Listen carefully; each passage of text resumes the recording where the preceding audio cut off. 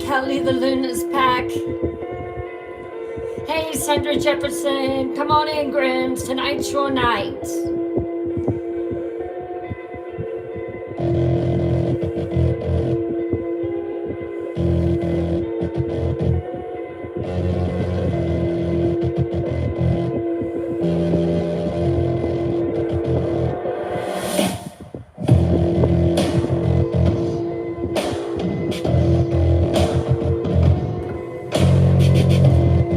Let's start sharing the live.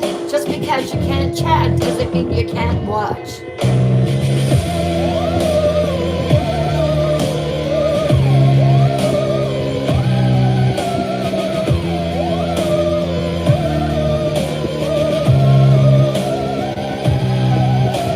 You missed the rest of Cherry Hill last week.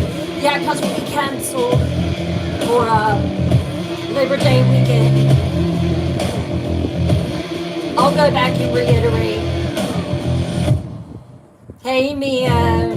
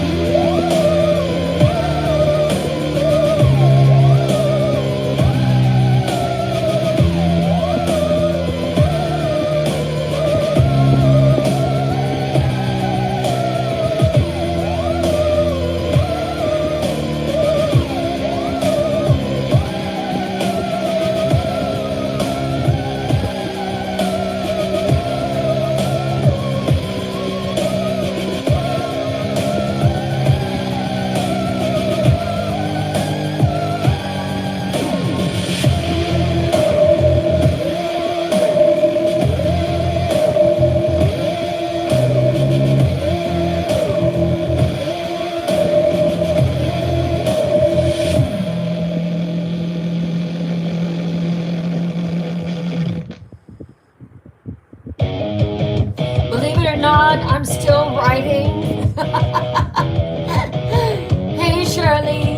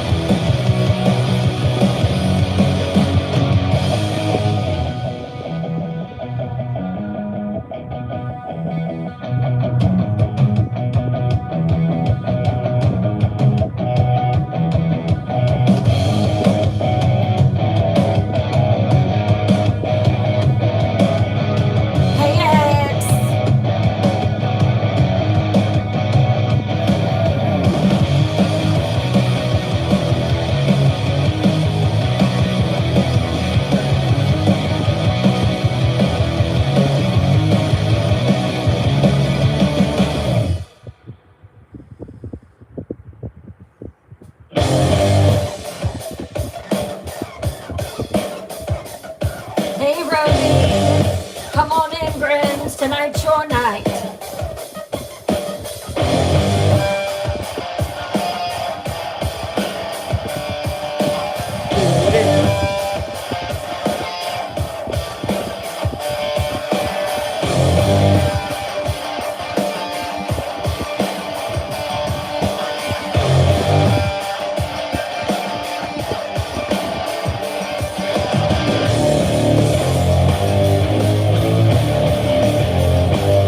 Over there on YouTube.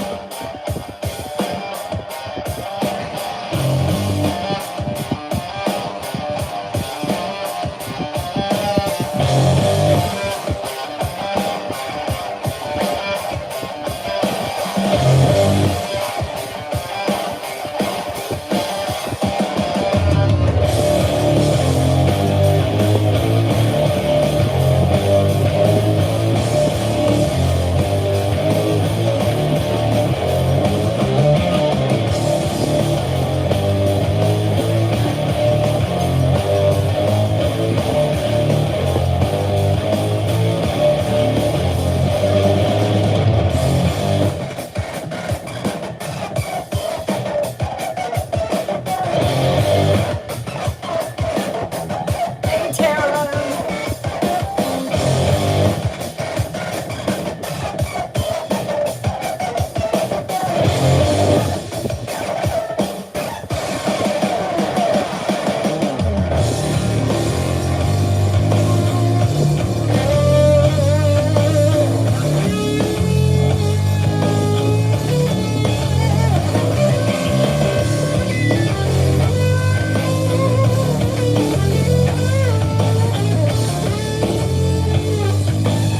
Hey, Everett's daughter. Hey, Patricia. 5 minutes.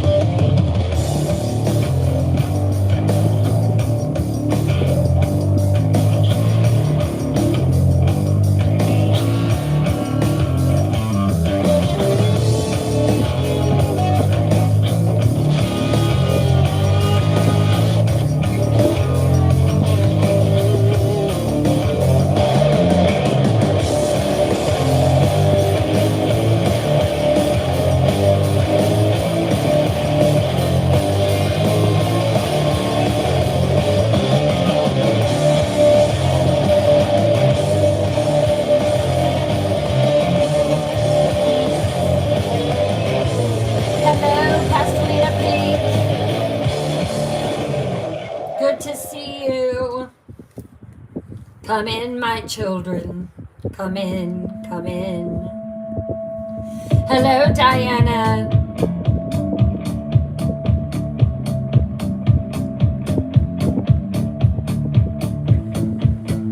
Hello, Bean. Thank you for sharing the live. Yes, thank you for the repost. Thank you. Howling at the moon. Hello.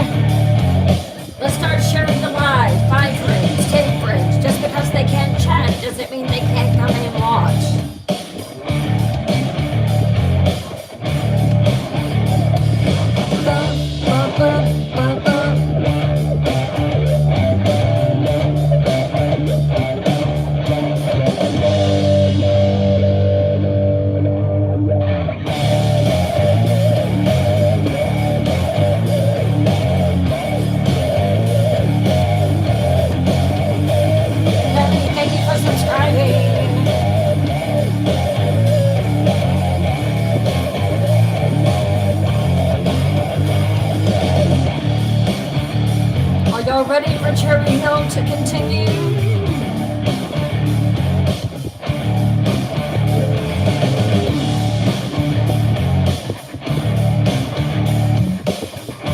Thank you, Justin. Yes, that daily hockey helps.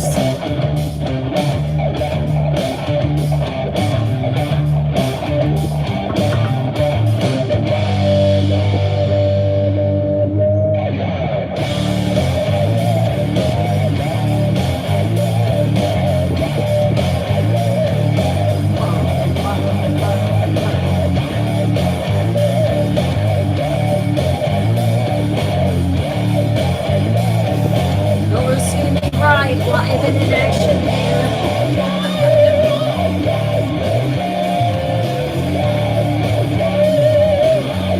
Cold chills. Oh my gosh.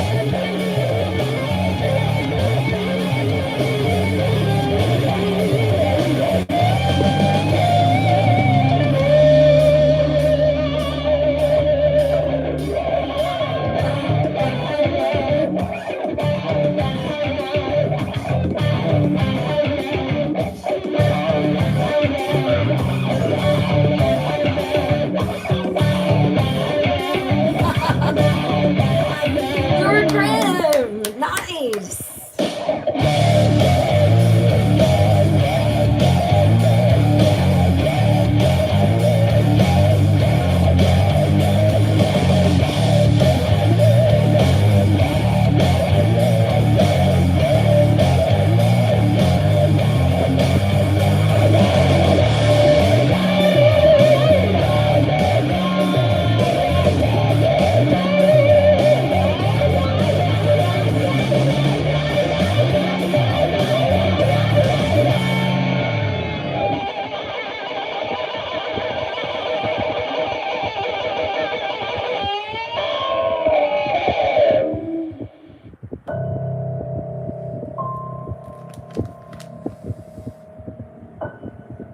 You like it? Yeah, I thought she would do better up higher. She'll come down for Will of Fate night. If she's called, that is. She has to be summoned.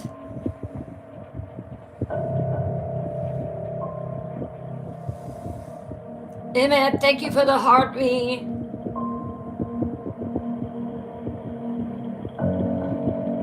Do we have a sticker that says Grim? I'm gonna have to make one because I tried to do it and I wasn't able to get all the lettering on there. It just said Grim. Because believe it or not, TikTok doesn't choose every sticker. It has to be a certain size.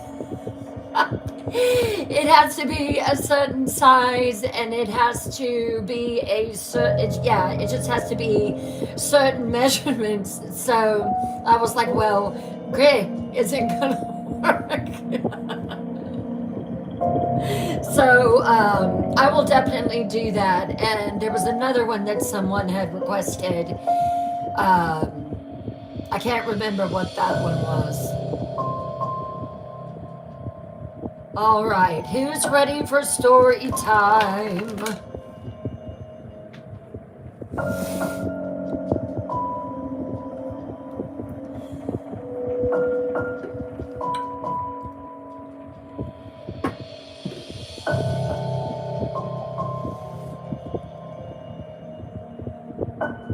We do need a Schmoter sticker, absolutely.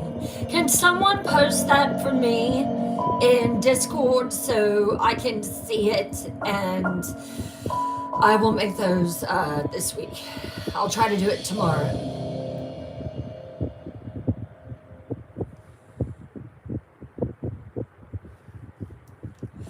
All right, everyone, it is subscribers chat only. This is Twisted Tales Live. I am your host, Bryn Morgan.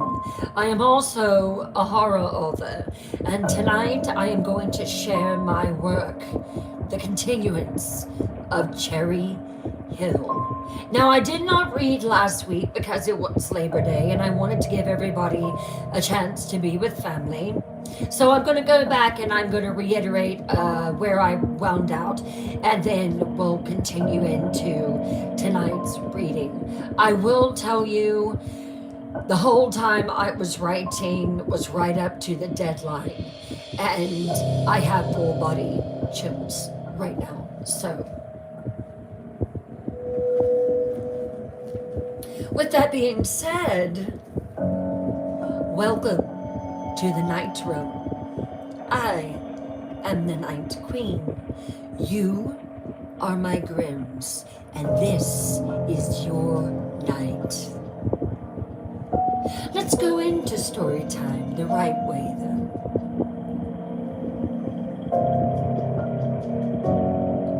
Lower your lights. Lock your doors. Light a candle.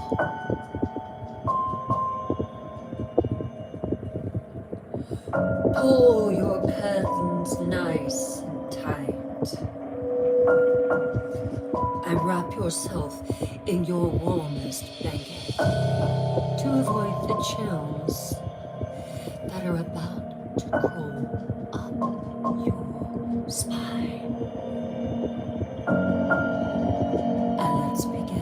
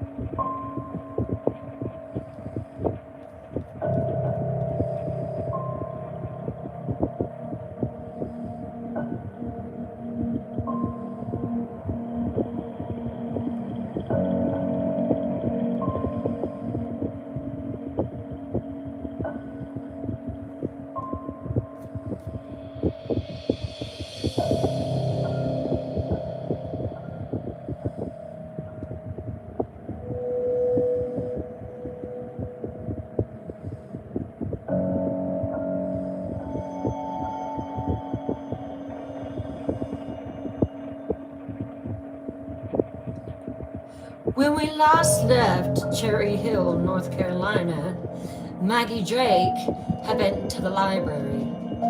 She wanted to search out everything that she could find about Cherry Hill and the house that she had just inherited.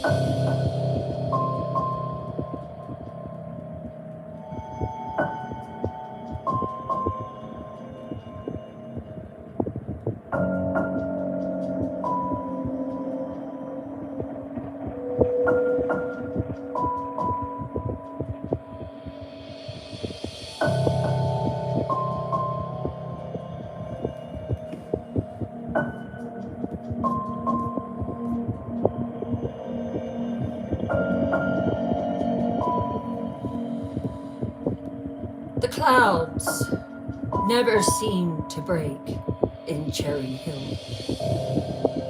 Even in daylight, the sky pressed low and gray, its weight hanging heavy over the town square. Rain from the morning still slicked the pavement, leaving the air damp and cold, the kind that clung to your skin and crawled into your bones. Let me show you my idea of Cherry Hill. When I was picturing this city, this town in my vision, this is what I saw Cherry Hill being from the very beginning.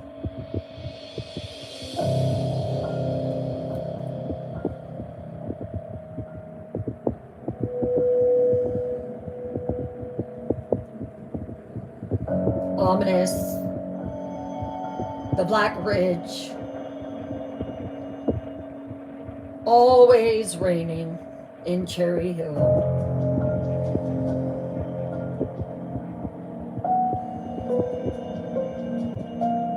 Always heavy, always ominous.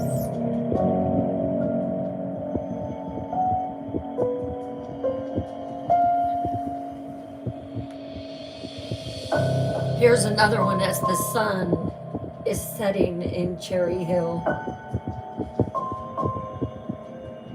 Cherry Hill is in the highlands of North Carolina, right on the edge of the Smokies. Did you know that the mountains of North Carolina in the highlands most closely resemble Scotland, and that is why they made Outlander in the mountains of North Carolina? Did you know that? Fact.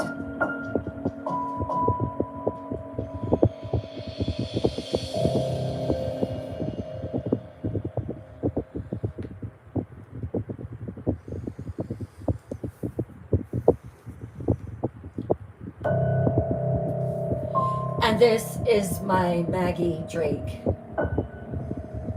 author, victim,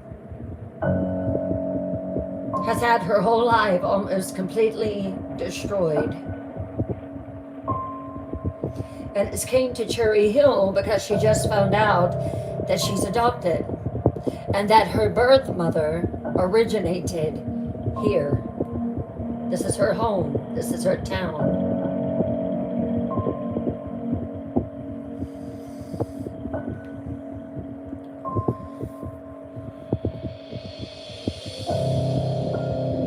Attacked savagely, managed to escape. Her husband cheated on her. Now she's getting ready to go through a divorce. Her daughter Curly has been ripped away from her, and she has found out that she is adopted. So she comes to Cherry Hill. She's not sure why.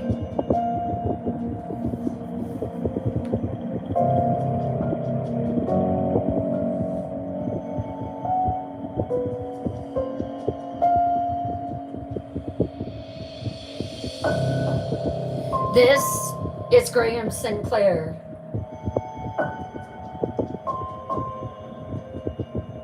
A Cherry Hill resident. He's kind of taken a liking to Maggie from the start. Maggie wants nothing to do with him.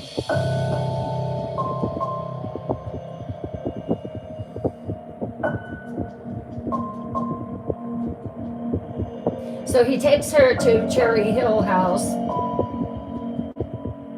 and asks her if she is going to move in and stay there. And Maggie says no.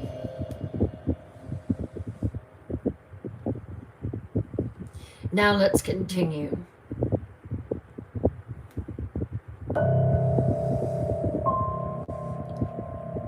The clouds never seem to break in Cherry Hill.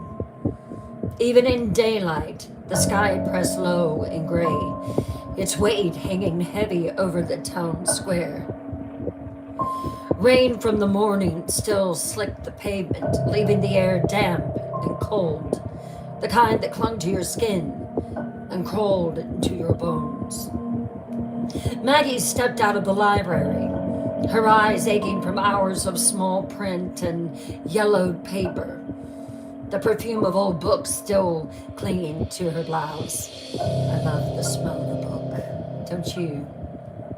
She breathed deeply, but the air outside smelled no fresher, just wet brick, soaked earth, and the faint metallic tang of coming rain.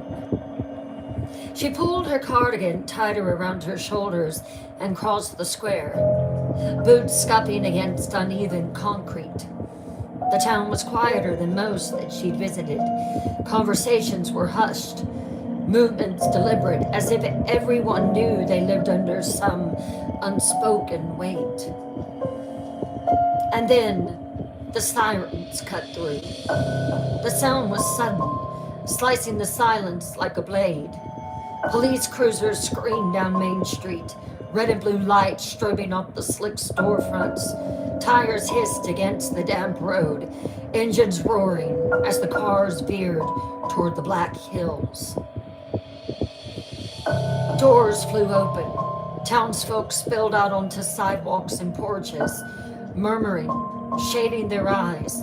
Heads turned in unison as though they'd been trained to watch the same direction. Maggie stopped, startled, her breath frosting faintly in the damp chill. She turned back toward the motel. Miss McCollum stood on the porch, her floral apron tied tight at her waist, a handheld radio cradled against her chest. The old wood creaked beneath her weight as she leaned forward, listening. Her face was tight, mouth set in a grim line. Maggie asked, hurrying closer. "What's going on?" The woman didn't answer right away. You could still hear the sirens, but they were fading with every moment. The radio crackled with static that she held, spitting clipped voices and numbers. Miss McCollum raised her fingers to hush Maggie. "Just a minute." Her lips pressed thinner, and then faint but clear came a code. 514. She stiffened. "Oh no," she said. Maggie froze at the edge of the porch, the words cold against her skin. What is 514? Miss McCollum's eyes stayed on the radio. "The code. It's the code," she said, looking toward the hills. "The code?" Maggie's red brows furrowed, heart starting to thrum against her ribs. "What about it?" The woman lowered her head slightly, her voice dropping into something heavier, something older. "That code means the worst thing possible." "What?" "A missing child." The words hollowed the air around them. Maggie whispered, almost without breath. "A missing child?" "Yes," Miss McCollum murmured, shaking her head. "Another one." Before Maggie could ask, a door slammed across the street. A woman in her 50s, hair pinned back, her apron stained from flour, crossed briskly toward them, her eyes sharp, her mouth drawn. She smelled faintly of yeast and cinnamon rolls as she approached. Maggie looked up and saw the sign above the door, Edie's Bakery. Her arms were folded tight across her chest. She stopped by Miss McCollum, looking up at her. "I wonder where it struck again this time," the woman said darkly, glancing after the sirens, disappearing into the hills. You could barely hear them now. Maggie blinked at the phrasing, and there was one thing that stood out to her. It. The woman had said she wondered where it had struck again. Not they. Not someone. Miss McCollum gave a slow shake of her head, her eyes hooded. "God help the poor tyke. God help us all. It's happening too soon, too frequent." Maggie sighed and then turned her attention toward the woman. And the woman turned and looked at her, looking her up and down with measuring gaze. Her expression softened, but only slightly, suspicion lingering in her light blue eyes. "And who is your new guest, McCollum?" Miss McCollum straightened, resting the radio against her hip. "This is Maggie Drake," she said simply, her voice calm but carrying something beneath it, something Maggie couldn't name. "She's coming to town for..." Miss McCollum glanced at Maggie. Family matters. The woman nodded once, slowly, a faint smile pulling at her lips, but didn't warm her eyes. I've heard about you. You came from the lower portion of the state, I believe. Well, well then, she said, her voice carrying the weight of both welcome and warning. Welcome to Cherry Hill, Miss Drake. The words lingered in the damp air, heavy as the clouds pressing down from above. Maggie shivered, though the chill wasn't only from the rain. It was from the haunted looks in these women's eyes. Edie Short's words, welcome to Cherry Hill, still hung in the damp air, heavy and unsettling. When the radio in Miss McCollum's hand crackled again, both women stiffened, their faces sharpening as another clipped code cut through the static. Miss McCollum's fingers tightened around the device, her knuckles white, but she didn't speak. She didn't have to. Edie drew her shawl tighter around her shoulders. The wind shifted, carrying the mineral tang of wet stone down from the hills. Rain tapped against the metal guttering of the motel porch, steady and cold, as though the town itself had begun to listen. I swear to God, this makes 3, Eddie said quietly, her voice carrying the weight of something worn and oft repeated. Miss McCollum's mouth pressed thin. She nodded once. Third this season it is. Miss McCollum's mouth pressed thin. She nodded once. And then again. The words were matter of fact, not dramatic, yet they struck Maggie harder than any scream could have. Third this season. Her breath hitched. The 2 women continued to speak as though she wasn't there, their eyes shifting toward the distant ridges. The Black Mountains loomed in the distance, their peaks shrouded in mist, the tree line thick and dark. From this distance, they almost looked like a single living thing looming over the town, shoulders hunched beneath the pressing clouds, just waiting to pounce. You know, Miss McCollum, you know. The hills take what they want, Edie murmured, almost to herself, and pulled her shawl tighter. Aye, Miss McCollum agreed. The Black Mountains love our children. Maggie blinked, her skin prickling.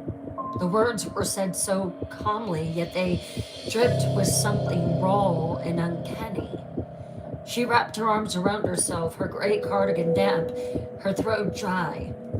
Her mind shifted gears instinctively, the way it did when she worked stories back in Charlotte, when the smell of ink and newsprint was her compass. She wasn't just hearing words, she was listening between them, cataloging their tone, their cadence, the flicker of eyes that avoided hers. She knew when there was a story. She cleared her throat, voice cautious but steady. And even without her knowing it, she had slipped back into journalist mode, that tone that she used to have before developing her full-time writing career. When you say third this season, you mean this has happened before? Recently. Neither woman answered her at first. Edie adjusted her shawl again, her gaze still locked on the mountains, and then dragged her face toward Maggie. Miss McCollum fiddled with the dial on the radio, the static filled the silence louder than their words. And finally, Edie spoke. Through the years, she said, low and grim. Always through the years. Children go missing here. Cherry Hill keeps her secrets. Maggie's chest tightened, her pulse thrumming in her ears. She forced herself to ask, though her mouth was dry. So it's what? A predator?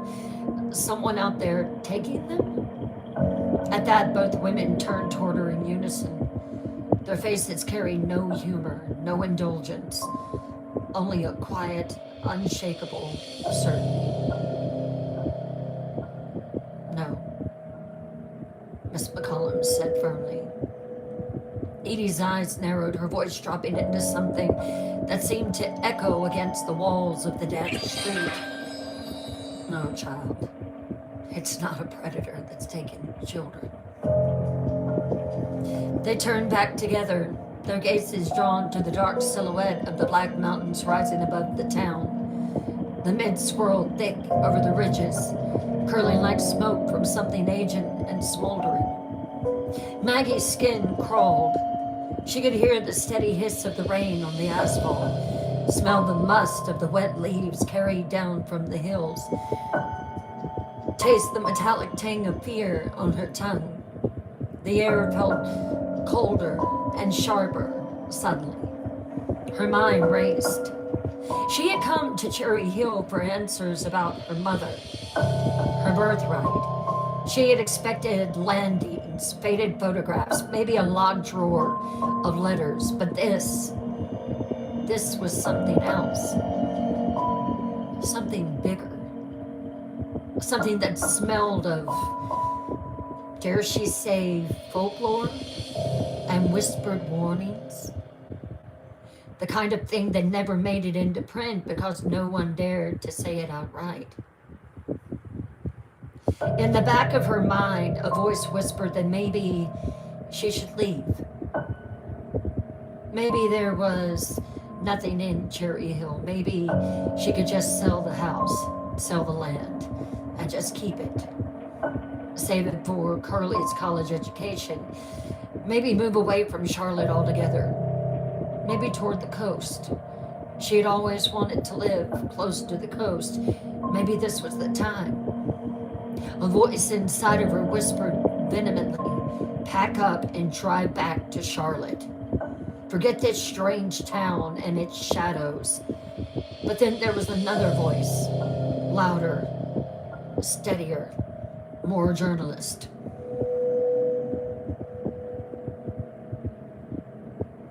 You're a writer, Maggie. There's a story here. You know you smell it on the mountain air. You're a writer. She was a woman who had once chased stories into dangerous corners because she had to know. She had to give the population the answer. Now she could feel it again, that undeniable pull in the pit of her gut. That pull that was pulling her to find out where these children were disappearing to. She lifted her head and looked toward the Black Mountains.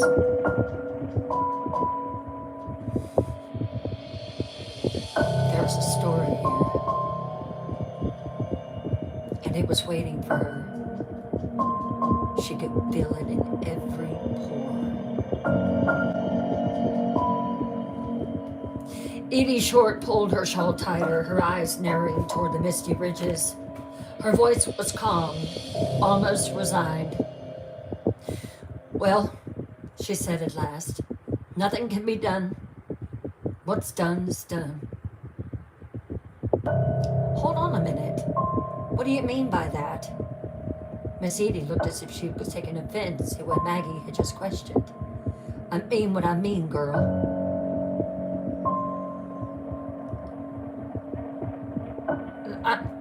I'm sorry. I'm just trying to wrap my mind around this.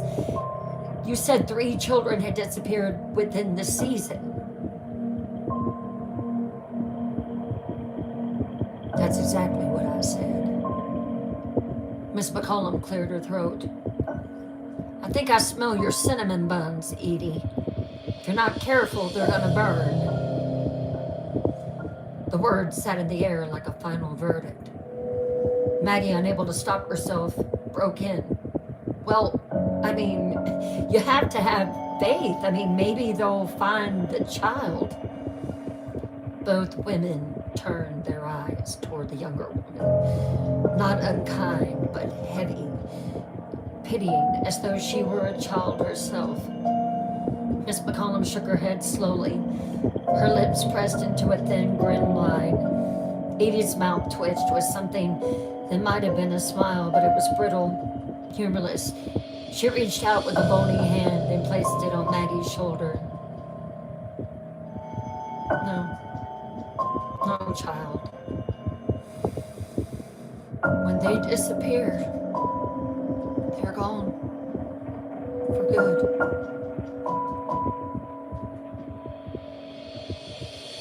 Edie's voice carried a sharper edge. They won't be found.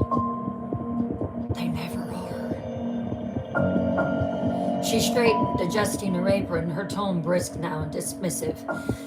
I better hurry back over. Those cinnamon rolls are gonna burn, and Claude is gonna be mad at me if I burn another set. She gave a curt nod to Miss McCullum, glanced once more at Maggie. Curt nod, and then strode across the street, the scent of sugar and yeast lingering faintly in the damp air as she went. Best cinnamon roll maker right there, Miss Maggie Drake. You'll have to try one out. The silence that followed was heavier than the rain clouds passing down. Maggie turned back to Miss McCullum. I'll try. She was searching her face for anything, reassurance, explanation, even denial, but the older woman only sighed, shaking her head before turning, radio still in hand, and retreating toward the motel lobby, as if it was done, as if it was dismissed, never to be brought up again. Maggie's pulse quickened. Her instinct screamed to follow. She would give anything for a notepad and a pen right now. Before she could second guess herself, she did. The lobby always smelled of coffee, lemon wood polish, and the faint sweetness of lavender soap that clung to Miss McCollum. Rain tapped steady against the windows, the fluorescent light above the counter buzzing faintly. Can you tell me more? Maggie asked, her voice low but urgent. Do you know who it is that's missing? Did you hear that on the radio call? Miss McCollum didn't look at her right away. She placed the radio on its cradle to charge, fiddled with the dial until only static filled the silence. Finally she spoke, her voice careful. We'll find out here soon, child. Maggie pressed. You said 3. 3 this season. What did you mean by that? What do you think I mean by it? 3 children. Gone. Disappeared. All within this spring season. For the first time, Miss McCullum turned fully toward her, her pale eyes fixed on Maggie with a weight that made Maggie's chest tighten. The lines on her face deepened, her expression shifting from weariness to something sterner, something protective or perhaps fearful. Whatever you're thinking, Maggie Drake, she said slowly, deliberately. Whatever you're thinking of doing, and I can see it in your eyes and hear it in your voice. I know what you are.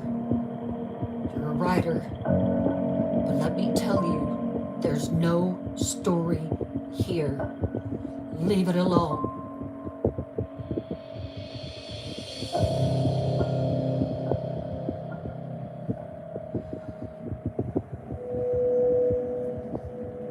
And then, as if to reiterate, Miss McCollum leaned forward toward Maggie. Whatever you're thinking of doing, don't ask questions. Don't probe. It's none of your business. Just Maggie's brows knit. I don't understand. Yes, you do. Miss McCollum's tone sharpened, though her voice stayed quiet, almost a whisper. This isn't one of your books to write, Miss Drake. I can see it in the way you ask your questions, the way your eyes don't miss a thing. She leaned in, her words pressing harder. But this is nothing you don't want to write about. You don't want to write about Cherry Hill. You don't want to write about our missing children. Stay out of it. Leave it alone. The warning crackled in the air, perhaps even more chilling than the sirens had been. Maggie swallowed hard, her heart pounding. For a flicker of a moment, she thought again, in the second time within 30 minutes, about leaving, about driving out of Cherry Hill and never looking back. But then she supposed it was the other part of her. Miss McCollum was wrong. Cherry Hill was hers, too. Her town. Her place of birth. And she had questions. There was that part that had carried her through years of research for her books and for stories, through truths no one wanted told. And it was rising up inside of her now. She could smell it, she could feel it. There was something here, buried deep beneath this town's gray skies and whispers, a story just clawing to be unearthed. And no one, not even Miss McCollum with her heavy warnings, was going to push her away from it.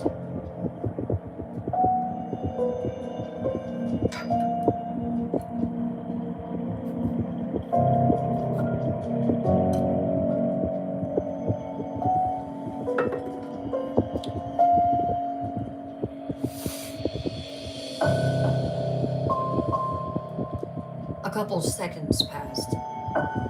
The sharpness between them bled away. Miss McCollum exhaled slowly, her shoulder lowering as if she were setting down a heavy stone she'd been carrying for years. She shook her head, her gray hair trembling loose from its pins and falling in loose frames. I'm sorry, Miss Drake, she murmured, her voice rougher now, fragile at the edges. Every time one of those children goes missing, it rattles me.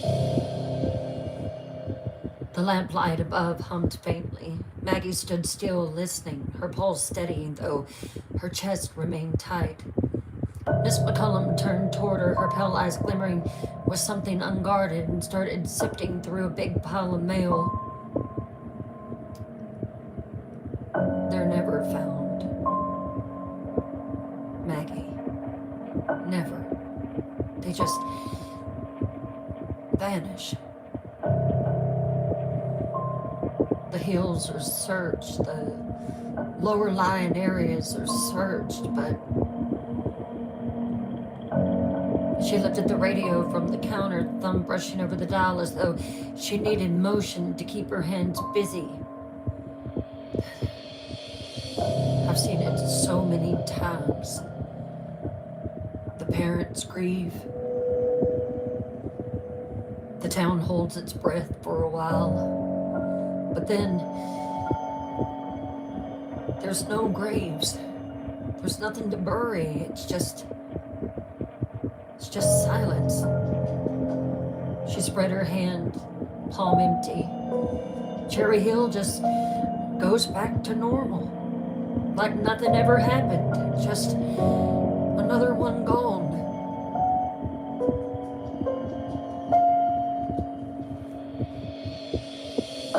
The weight of her words thickened the air.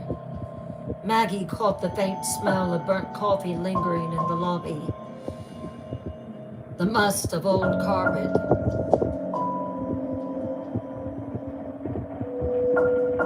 Through decades of rain, and outside a truck rattled past, tires hissing on the wet pavement, but the town itself seemed hushed, as if it was grieving.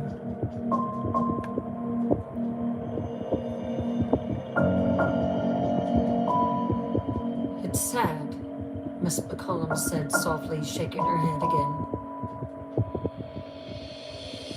But there's nothing that can be done. They're gone. They're just gone.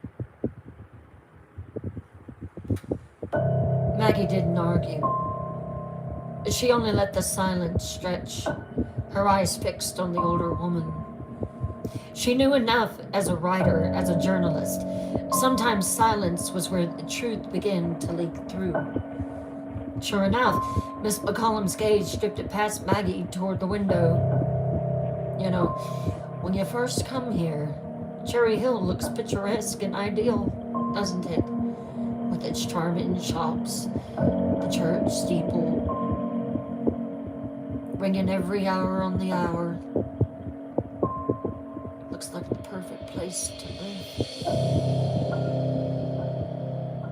When you first drive through, the brick square, the tidy shops, the church bells, her lips pressed into a thin line. But it's not picturesque. And it's not perfect. Maggie's skin prickled. I just don't understand how none of the children are ever found. Secrets, Maggie. Lots of secrets. Secrets? I suppose that I should correct myself there. No, Miss McCollum's voice lowered, her eyes shifting.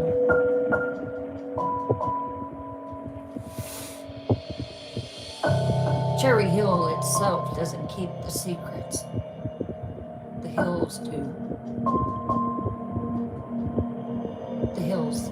The ridge. And beyond that ridge, there's a place. What? The Black Pass. The Black Pass. Maggie followed her gaze, and in her mind's eye, she could see that ridgeline again, the dark silhouette, cutting jagged against the gray sky, mist curling over the treetops like smoke from some unseen fire. The very sight of it had unsettled her when she first arrived, though she hadn't known why. The Black Pass. What do you know about the Appalachian Mountains, Miss Drake? I'll tell you. They're old, ancient, millions of years old. People think the Rockies are grand, but did you know that the Appalachian Mountains are older than them? It's the oldest mountain line. The Black Pass has been around for millions of years. Have you ever heard what they say about the Appalachian Mountains?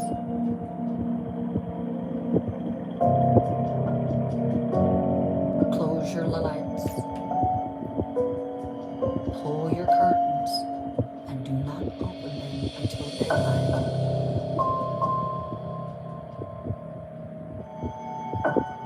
If you hear something,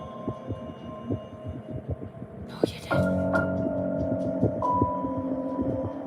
If you see something, no you didn't. Don't walk outside after dark. If you hear something call your name, don't answer it. I had a man tell me that just before I got to Cherry Hill. A man. Yes, he owned a gas station not too far from here. He told me not to come to Cherry Hill, as a matter of fact. You they should have listened. Whatever is up there in that black pass, we don't want any part of it. So, do you think that the missing children has something to do with the Black Pass? I'd stake my life on it.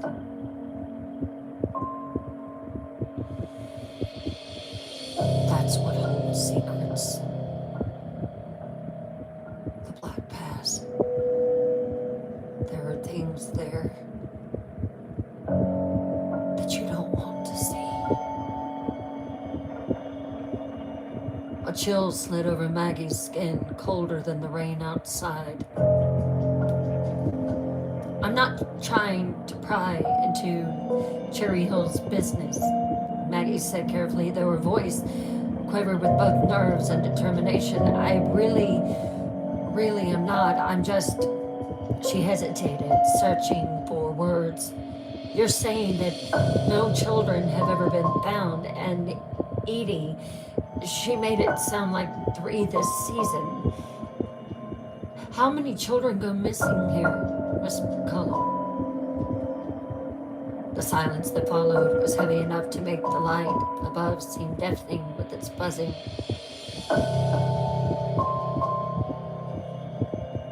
Miss McCollum looked at her then, truly looked, and in her pale eyes there was no anger, no defensiveness, only exhaustion, a bone-deep weariness. Her voice was low, flat, as if speaking it aloud was almost impossible. I've lost count. I can't even tell you how many children have gone missing here. Decades. Even when I was a little girl, they were missing then. The words hit Maggie harder than the sirens, harder than Edie's dismissal. She felt them sink into her, thick and suffocating. She could almost taste the copper tang of fear in her mouth, smell the damp decay of leaves carried down from the mountains. Her hand trembled when it gripped the counter. There was no mistaking it now. Whatever Cherry Hill was, whatever the Black Pass was, it was no ordinary town with an ordinary tragedy. It was a place that was soaked in silence, haunted not just by what was missing, but by what everyone refused to speak aloud. And Maggie knew, with the certainty of ink on paper, that this was only the beginning. She wasn't going to let this go.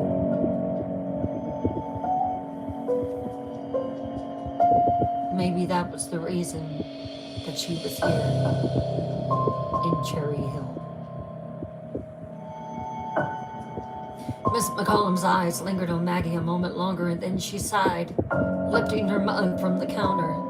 The rich scent of strong coffee rose between them as she took a slow sip. Setting it back down, she shook her head with a small, rueful smile.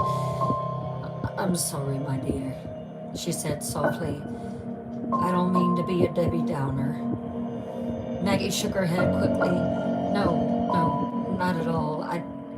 It's just the thought of another child going missing here. It greatly saddens me. I guess because I'm part of Cherry Hill. For the briefest heartbeat, the heaviness in the room held. And then Miss McCollum's face shifted. She smiled bright and warm, the kind of smile that tried to smooth over rough ground. Her tone lightened as she asked, will you be staying another night with us then? Or moving on, perhaps to Cherry Hill House? Your inheritance. Maggie's lips parted, her brows knitting faintly. The question prickled at her. This was a small town. There were no secrets, not really. Everyone knew everyone else's business. No, Maggie said at last, her voice steady though her pulse dipped fast beneath her skin. I'm not ready to stay there yet. Yes, I'll stay here for another night, if you don't mind. Not at all. Miss McCollum's smile deepened, though something unreadable still flickered in her eyes. She reached for the rack behind the counter and lifted a brass key. Its painted tag chipped but shining with polish. With a small, deliberate gesture, she placed it in Maggie's palm. The lobby around them glowed with unexpected vibrance. Unlike the gray streets and damp storefronts ahead, Miss McCollum's motel breathed color and life.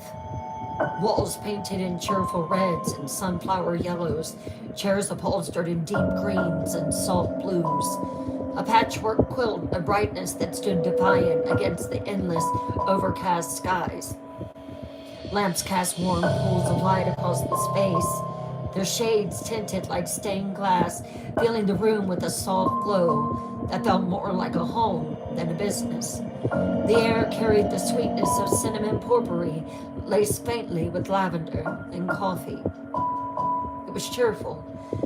It was comforting. It was safe. And yet, Maggie couldn't shake the heaviness of what had just been spoken. The brightness of the motel only seemed to sharpen the contrast of the black hills beyond, as though all that color was a thin shield against the gray secrets pressing in from the black pass. She closed her fingers around the key, the metal cool against her skin. Thank you, Miss McCollum, she said, though her mind was already racing, already turning back over the words she'd heard outside. Third, this season. The Black Pass holds the secrets. They're never found. She slipped the key in her pocket, and for the first time since arriving in Cherry Hill, she realized that she didn't feel like a guest. She felt like someone who had stepped quite by accident into the middle of a story that the whole town already knew, but would not say more. Well, Maggie Drake was here now, and she was determined to learn more. Maggie let herself into her motel room, the brass key heavy in her hand, the door creaking softly as it shut behind her. The space was small but cozy, a quilt in shades of crimson and gold spread neatly across the bed, a lamp with a stained glass shade glowing amber against the gloom, the faint scent of lavender sachets tucked in the dresser drawers. It was warm and inviting, yet Maggie couldn't shake the chill that clung to her skin. She sat down on the edge of the bed, her palms resting on her knees, eyes drifting to the windows.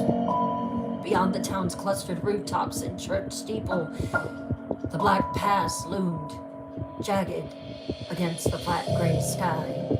Mist wound itself through the pines like white smoke. The Black Pass seemed less like a backdrop and more like a presence now, watching, brooding.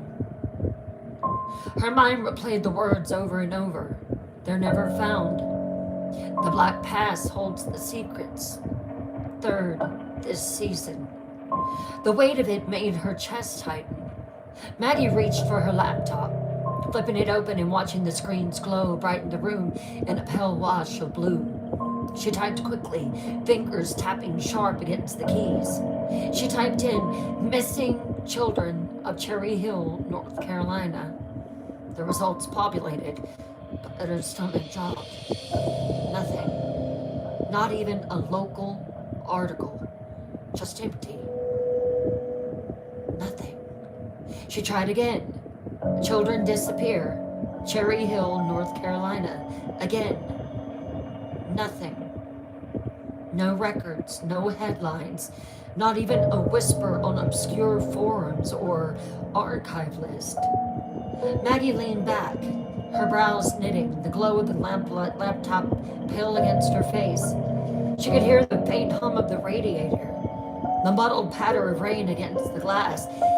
It made no sense. In her years of research, she had always dug and found something. A clipping, a blog, a name buried in a state record, but this silence, clean, deliberate silence. She ran the searches over and over, changing phrases, widening locations.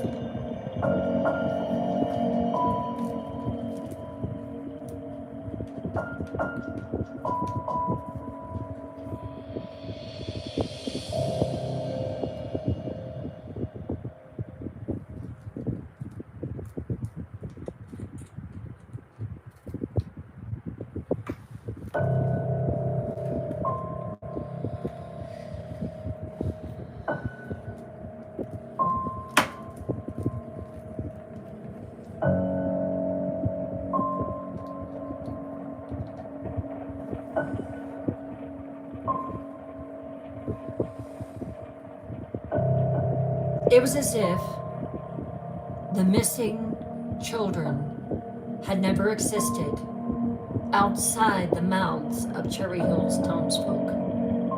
Her fingers stilled on the keyboard. The strangeness of it sank in, heavier than the overcast sky pressing at the windows.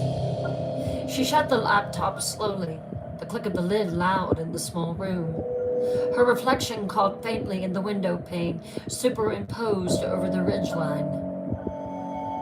The mountains seemed closer now, the mists curling darker and denser, almost swallowing their peaks. If the truth wasn't out there, then it was hidden here. Her decision formed sharp and certain in her chest. She would go back to the library. If there were records, they would be there. In brittle newspapers and dusty ledgers, in the silence between the missing years, if not the words themselves. Maggie stood, pulling her cardigan from the chair. The fabric smelled faintly of damp wool and lavender soap. She slipped it on, grabbed her notebook, and stepped out into the hallway. The motel's warm colors trailed behind her like a memory, but outside the air was heavy with mist, the sky lowering into darker gray. The black pass loomed in the distance, waiting. And then Maggie heard on the air,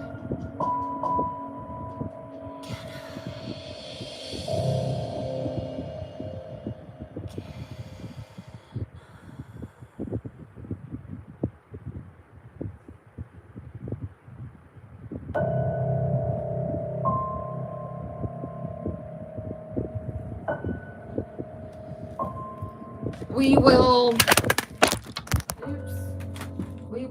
stop there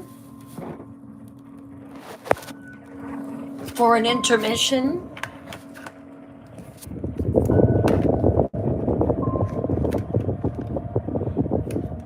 I didn't mean for that to get that big. Oh my goodness, that's crazy. There we go.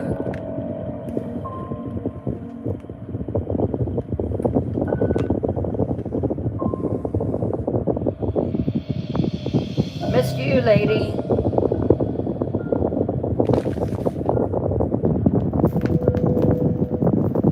Let's take an intermission, and when we come back, I will continue Cherry Hill.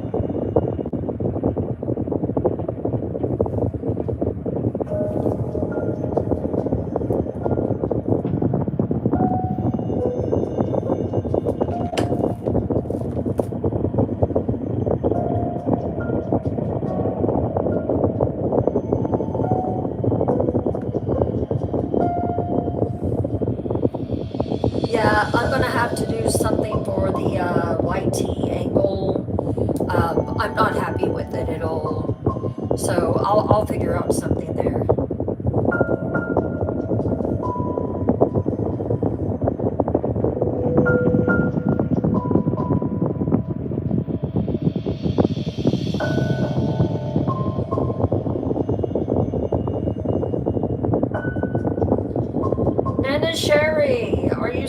with us.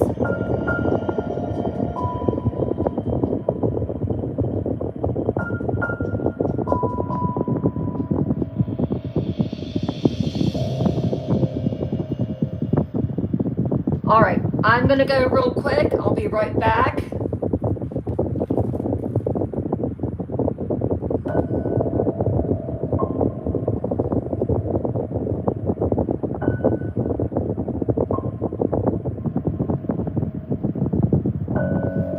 I'll be right back, everyone.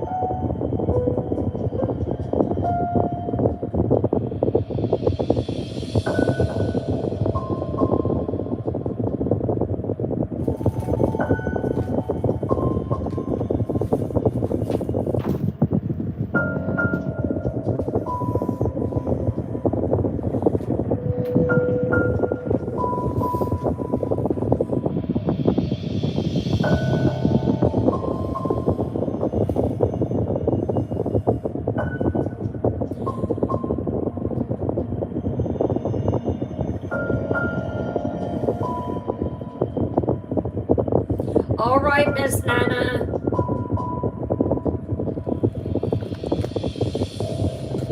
I have something for you.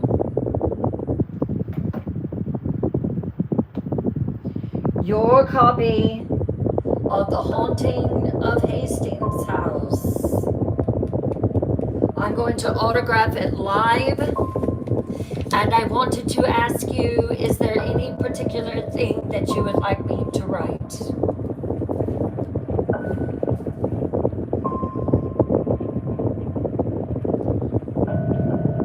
And can we get her to go into the box for us? Oh no, someone's calling you. Timing, right?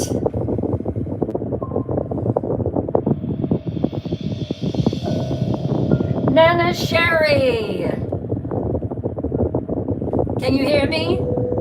I can. It's my grandchild. He keeps calling. Oh, okay. Okay. How are you doing? I'm doing good.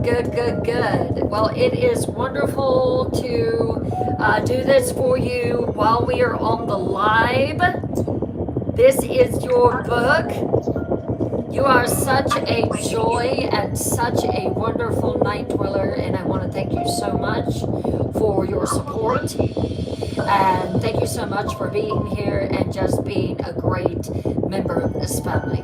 It wouldn't be the same without you. Oh, thank you so much. All right. Is there anything in particular that you would like for me to write? I want you to write something from your heart. All right, I will do that. And would you like it to be autographed on the front or the back? I think the front. Front. Okay. Yes. Y'all just talk amongst yourselves.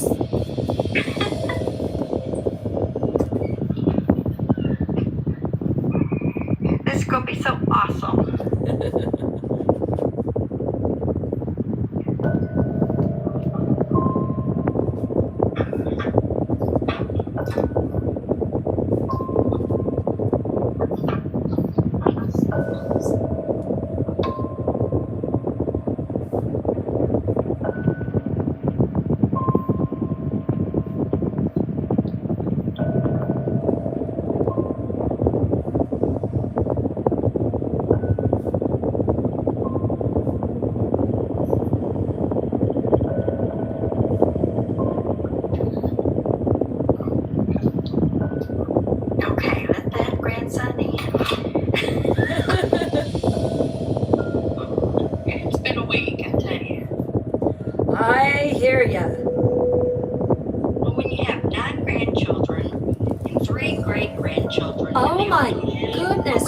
gracious. Wow.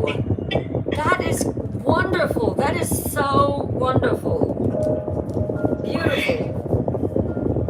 It is fun. It keeps me busy. Would you like me to read what I put in the book on the air? Or do you want to see it privately? Either or. Okay. I put to Nana Sherry. You are a beautiful light. Continue to shine, my night dweller. Love you. I love that. I'm so excited.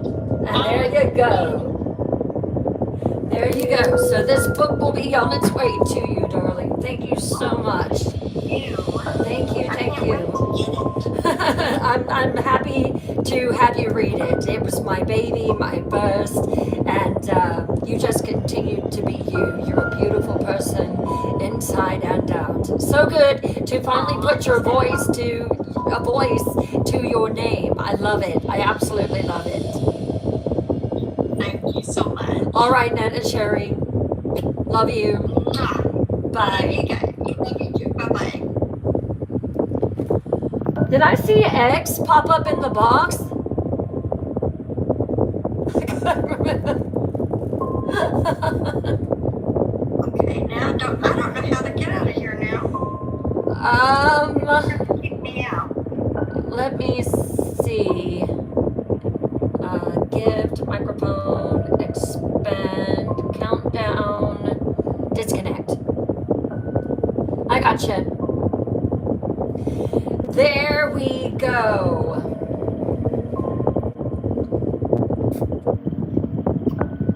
Oh, okay.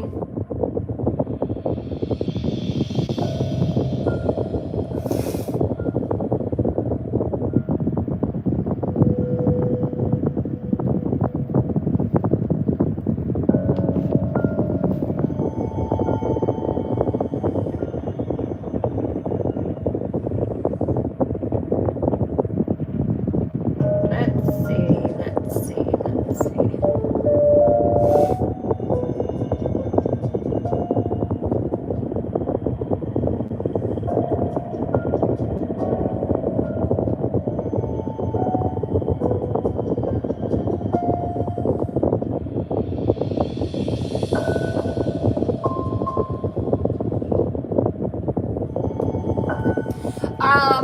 I feel like it's beginning to heal.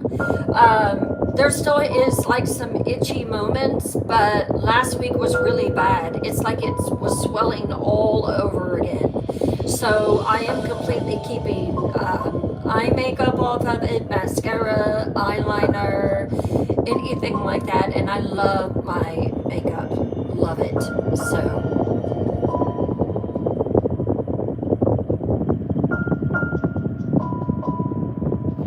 All right, everyone. What are you thinking about Cherry Hill? 451 subscribers. Wow. That is amazing. Oh, you're good, Alabama. You are good.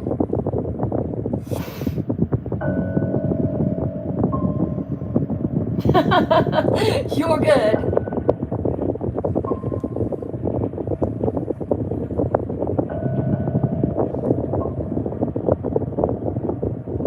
It has. It feels like it has been forever.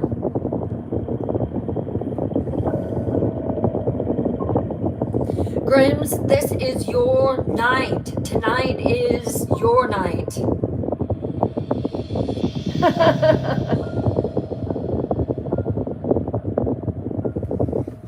I wonder if it's the fan. It's very hot in here. That's why I'm looking forward to my bigger space. I cannot wait to get in there, honestly. Is that better, Tracy?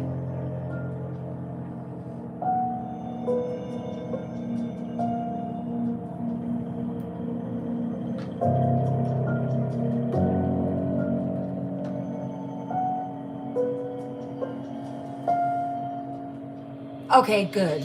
Good.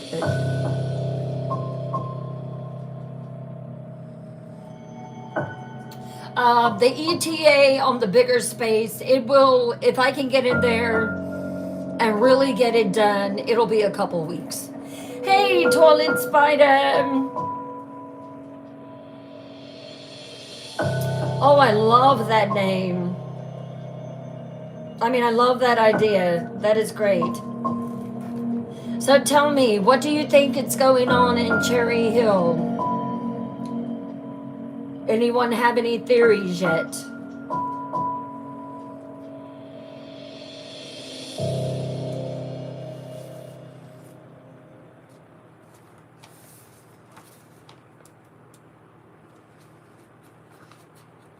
Yes, it'll be a much bigger space. What I'm actually doing is converting my garage. And I have a big garage, and I am converting that into my media room. Into my media space, sorry.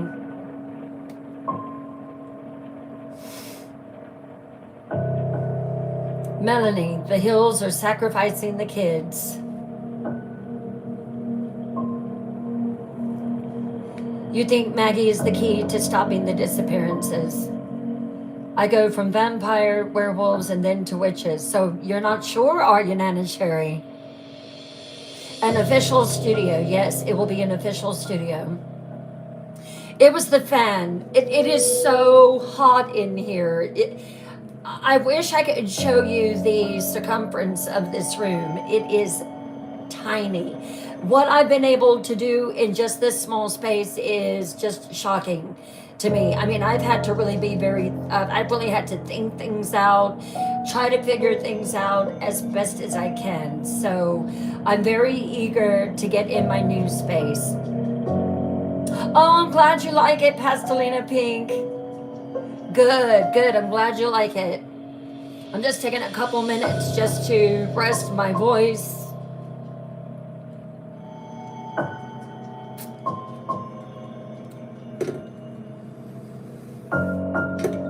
Glad you're enjoying it.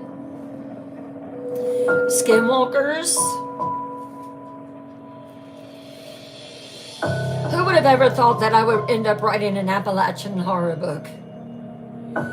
You think Maggie is the key to it all?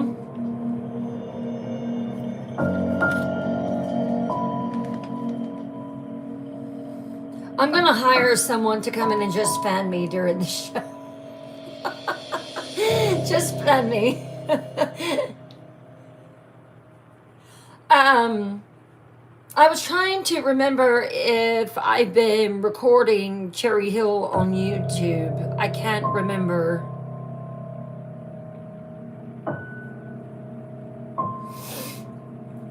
But anyway, this part will be on there. Well, this is true, Pastelina. I do, Shirley. Yes, I have Mr. Night Queen and Little Miss Night Queen. And my cats.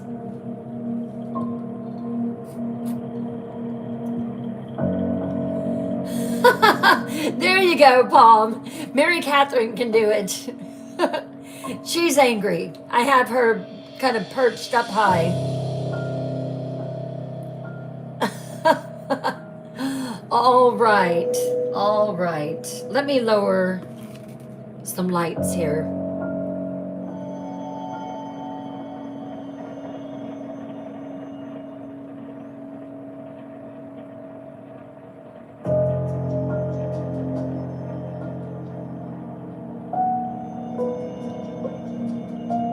That seems more ominous.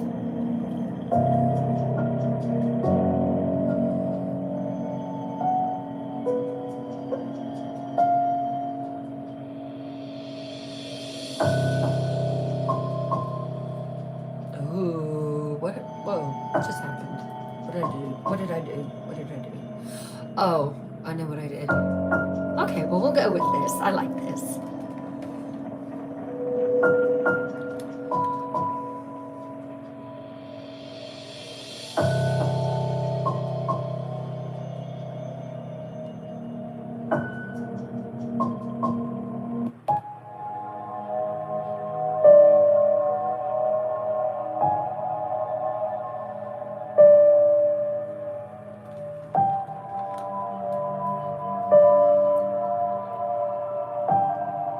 All right, who's ready to dive back in, Grims? Who's ready?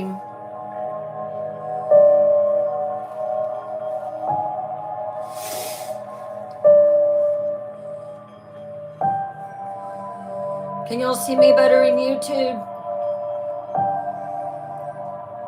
Ready? Okay, Kim. All right, Kimmy, gotcha. Cool. My comments are showing up on YouTube now. I don't know why, but anyway. I like the vibe. It's very red.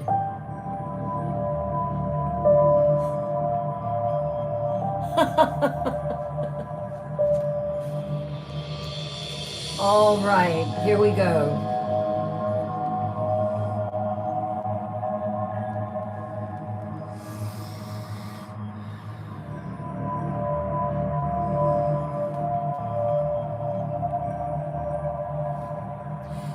The stairwell creaked beneath Maggie's shoes as she descended, the scent of coffee and lavender rising from the lobby below. Halfway down, she slowed. A voice drifted upward, Miss McCollum's warm and animated, threaded with laughter she hadn't heard before. I just can't get over it, Miss McCollum was saying. The color is divine. Oh, Chloe, you've outdone yourself this time. Another voice answered, lilting and pleasant with the soft drawl of the South. Well, I know I took my sweet time getting it here, but it was worth the wait. Don't you think? I just had to find the right shade of red. And that red is made for you, Miss McCollum. Maggie paused, her hand resting on the smooth wood of the banister. Through the gap between the stairs, she glimpsed a flash of scarlet. Miss McCollum pulling a bright red sweater from a paper bag, holding it up with delighted hands. Stepping down the last few stairs, Maggie entered the lobby. The room glowed as it always did, with its patchwork of colors, walls bright with cheerful paint, lampshades stained in greens and blues and yellows, warmth standing in defiance of the gray day pressing at the windows. At the counter stood another woman, younger than Miss McCollum, probably in her early 30s, Maggie would say, right around her age, with golden brown hair swept up into a loose bun. Loose, stray curls framed her face, softening features that were already quite striking. Her clothing had a flowing bohemian ease to it. A cream blouse tucked into a patterned skirt, beads at her wrists that chimed softly when she moved. She exuded a kind of effortless grace, and her voice carried that easy southern warmth that can make a stranger feel like family in a heartbeat. Miss McCollum draped the crocheted sweater over her arm, turning toward Maggie as she approached. Ah, there she is, she said, her eyes bright. Maggie, this is Chloe. She gestured proudly. She owns the loveliest boutique here in town, only sells the most beautiful things. Just look at this work. The sweater glowed in the lamplight, deep red and delicately crocheted, the pattern intricate and careful, each loop like lace frozen in yarn. It looked timeless, heirloom worthy even. Chloe smiled warmly at Maggie, her light brown eyes bright. She slipped a card from her bag and offered it between two slim fingers. You should come in and see the shop sometime. We've got more where this came from. I only select the most precious things, things that have history, things that last. Why, this yarn that I made this sweater with, this was one from old Miss Delp that lived up on the mountain, remember? She had yards and yards and baskets of crocheting yarn. And when I saw this, I knew this was it. This was going to be the red sweater. Maggie accepted the card, its glossy surface cool against her skin. The boutique's name was printed in elegant script, the ink faintly raised so she could feel the letters with her thumb. She smiled politely, though curiosity tugged at her. You know what? I just might. Chloe's smile deepened, her eyes studying Maggie a moment longer than necessary, as though she saw something in her she wasn't naming. Then, with a faint nod, she turned back to Miss McCullum, complimenting her once more on the color of the sweater, her bracelets chiming softly. For a moment, the lobby felt brighter and warmer, but under it all, Maggie still felt the weight of the black past pressing against the windows, the unspoken things curling like mist through every corner of Cherry Hill. Miss McCollum held the red sweater up against herself, the yarn glowing like fire in the soft lamplight. She smiled faintly, though her eyes were still heavy and sad. She said, well, this is definitely brightening my day after the events of earlier. Chloe's expression softened, the brightness in her voice dimming. I know, it's just so sad. She lowered her voice, leaning in just a touch, as though sharing something too heavy to be said aloud in full. You know, I heard it was one of the Sanders children. Maggie's breath caught. She stayed very still. Her fingers tightened around Chloe's business card, trying to appear casual while her ears sharpened. Oh, no, Miss McCollum whispered, clutching the sweater tighter against her chest as if it were a shield. Not one of theirs. Chloe nodded gravely, her dark bun shifting slightly as she tilted her head. Yes, I heard it from my boyfriend. I said it was confirmed not long after the call went out. She glanced toward the window where rain streaked the glass in crooked lines. It's just so sad. She couldn't have been no more than what? 5? 6? Oh, Miss McCollum, I truly hope they do find this one. Her words lingered in the air, as soft and sorrowful as a prayer. Maggie said nothing. She let the conversation wash over her, filing away each detail. Sanders, confirmed.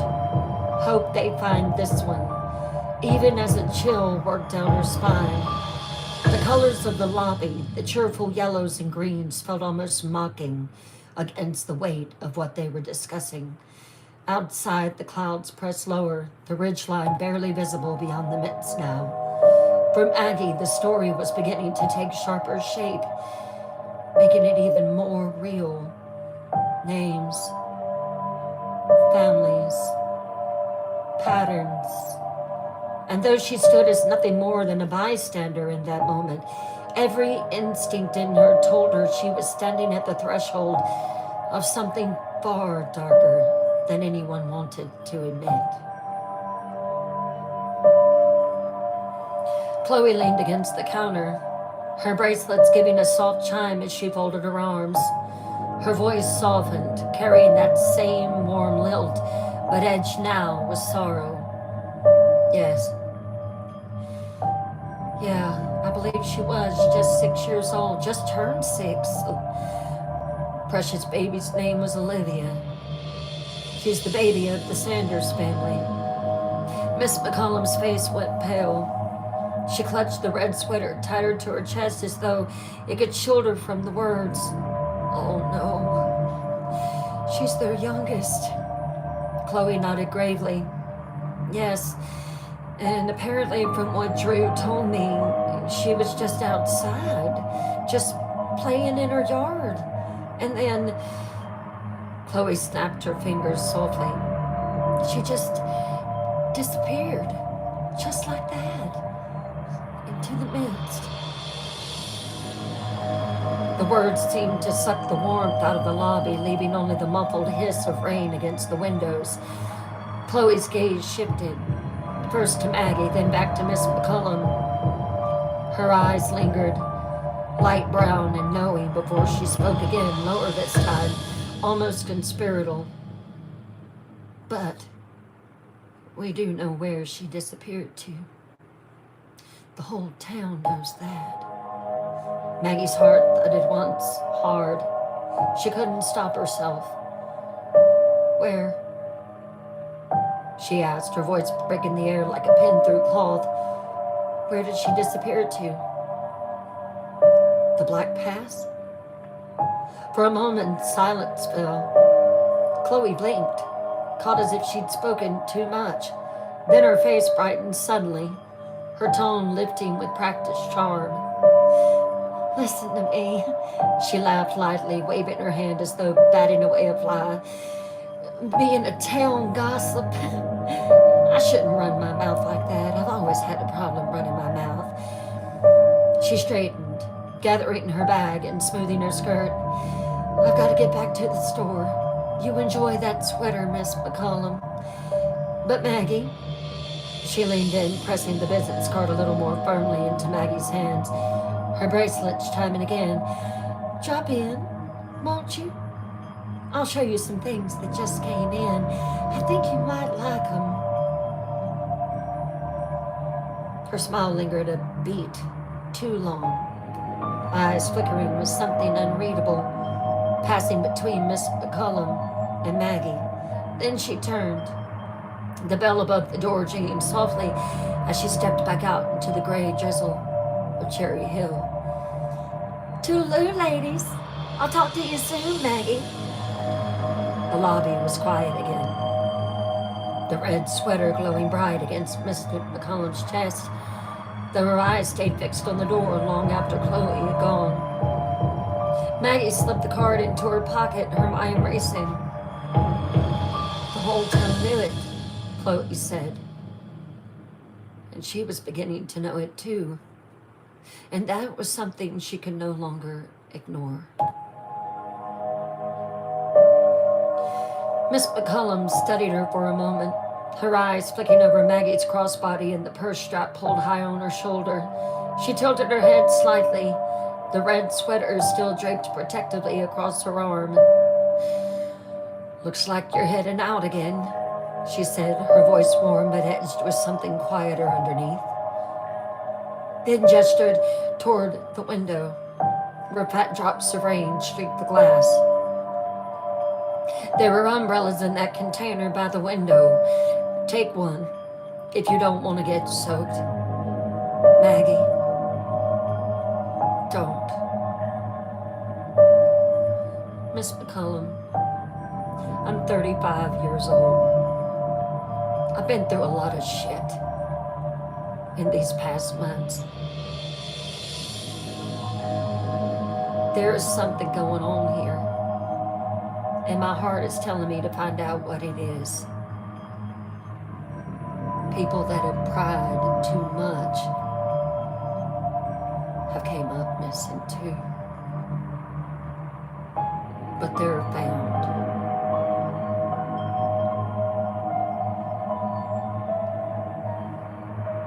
Do I take that as a threat, Miss McCollum? Take it for what you will. Just be careful. No threat from me.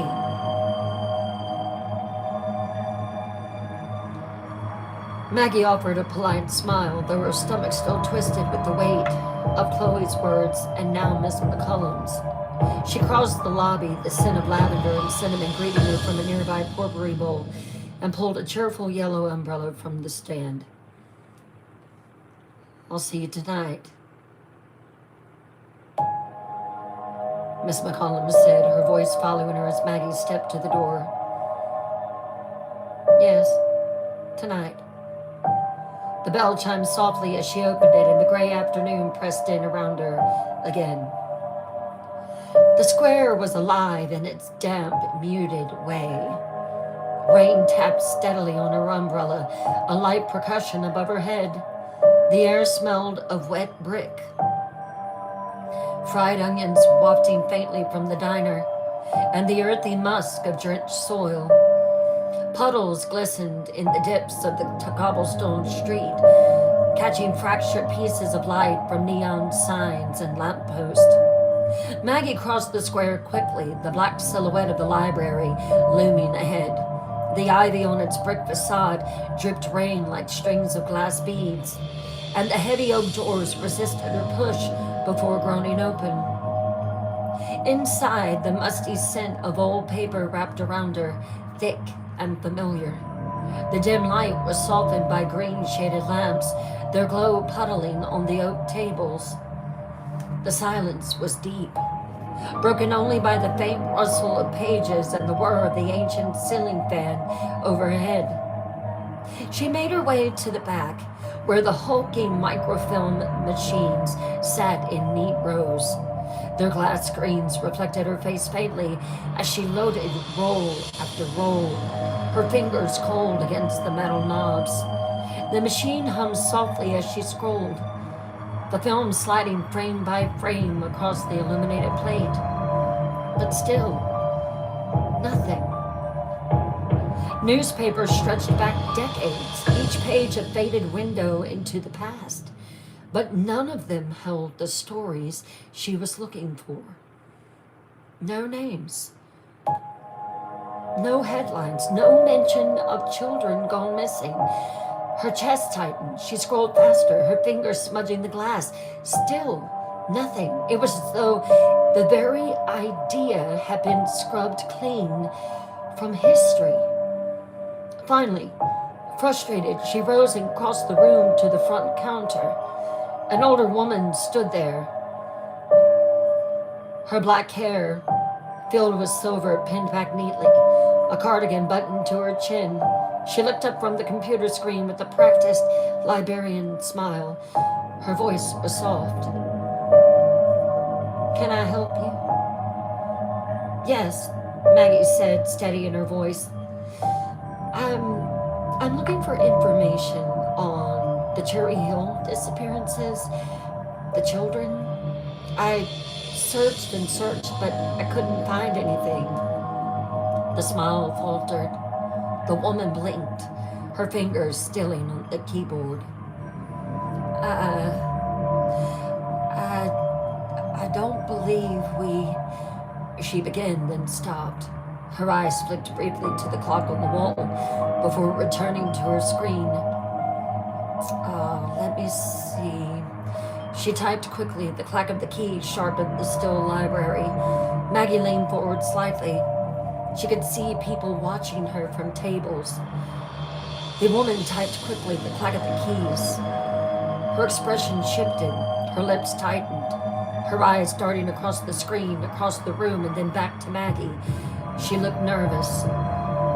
"I'm not locating anything on this," she said at last, her voice too brisk, too final. Maggie's stomach dropped, and her voice rose. "You mean to tell me that handfuls of children have disappeared through the years here and you have nothing on it? On any of the disappearances? I refuse to believe that. You have to have something." The woman hesitated.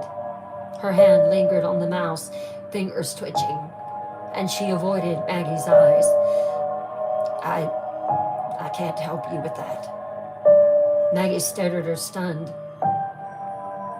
Were the stories not covered? She was beginning to get attention from tables. How could there be nothing? I've never heard of anything like this before. The woman's mouth pressed into a thin line. She didn't answer. She just continued to look down. "Thanks for your help." Confusion and unease twisted together in Maggie's chest. She backed away slowly, her footsteps muffled against the old red carpet, and left the library, the heavy oak door closing behind her with a hollow thud.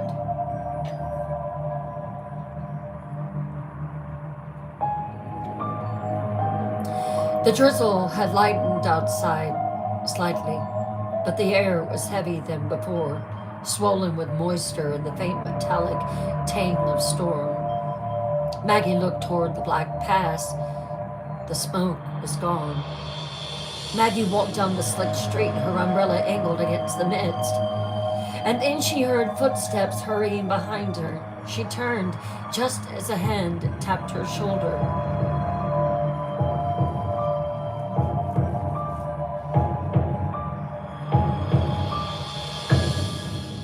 The librarian stood there, her cardigan damp now from the rain. Her black and gray hair slightly frizzled from the damp air. Her blue eyes were sharper now and urgent. "If you want to know more," the woman said quickly, her voice low, "meet me at the coffee shop tonight, 7 o'clock p.m., sharp. If I walk in and you're not there, I'm leaving, and I will not reach out to you again." "Okay." Maggie blinked, heart knocking hard in her chest. I don't even know your name." The woman shook her head, glancing over her shoulder as if to check the street. "You don't need to know my name. Not right now. 7 o'clock, sharp." Maggie swallowed.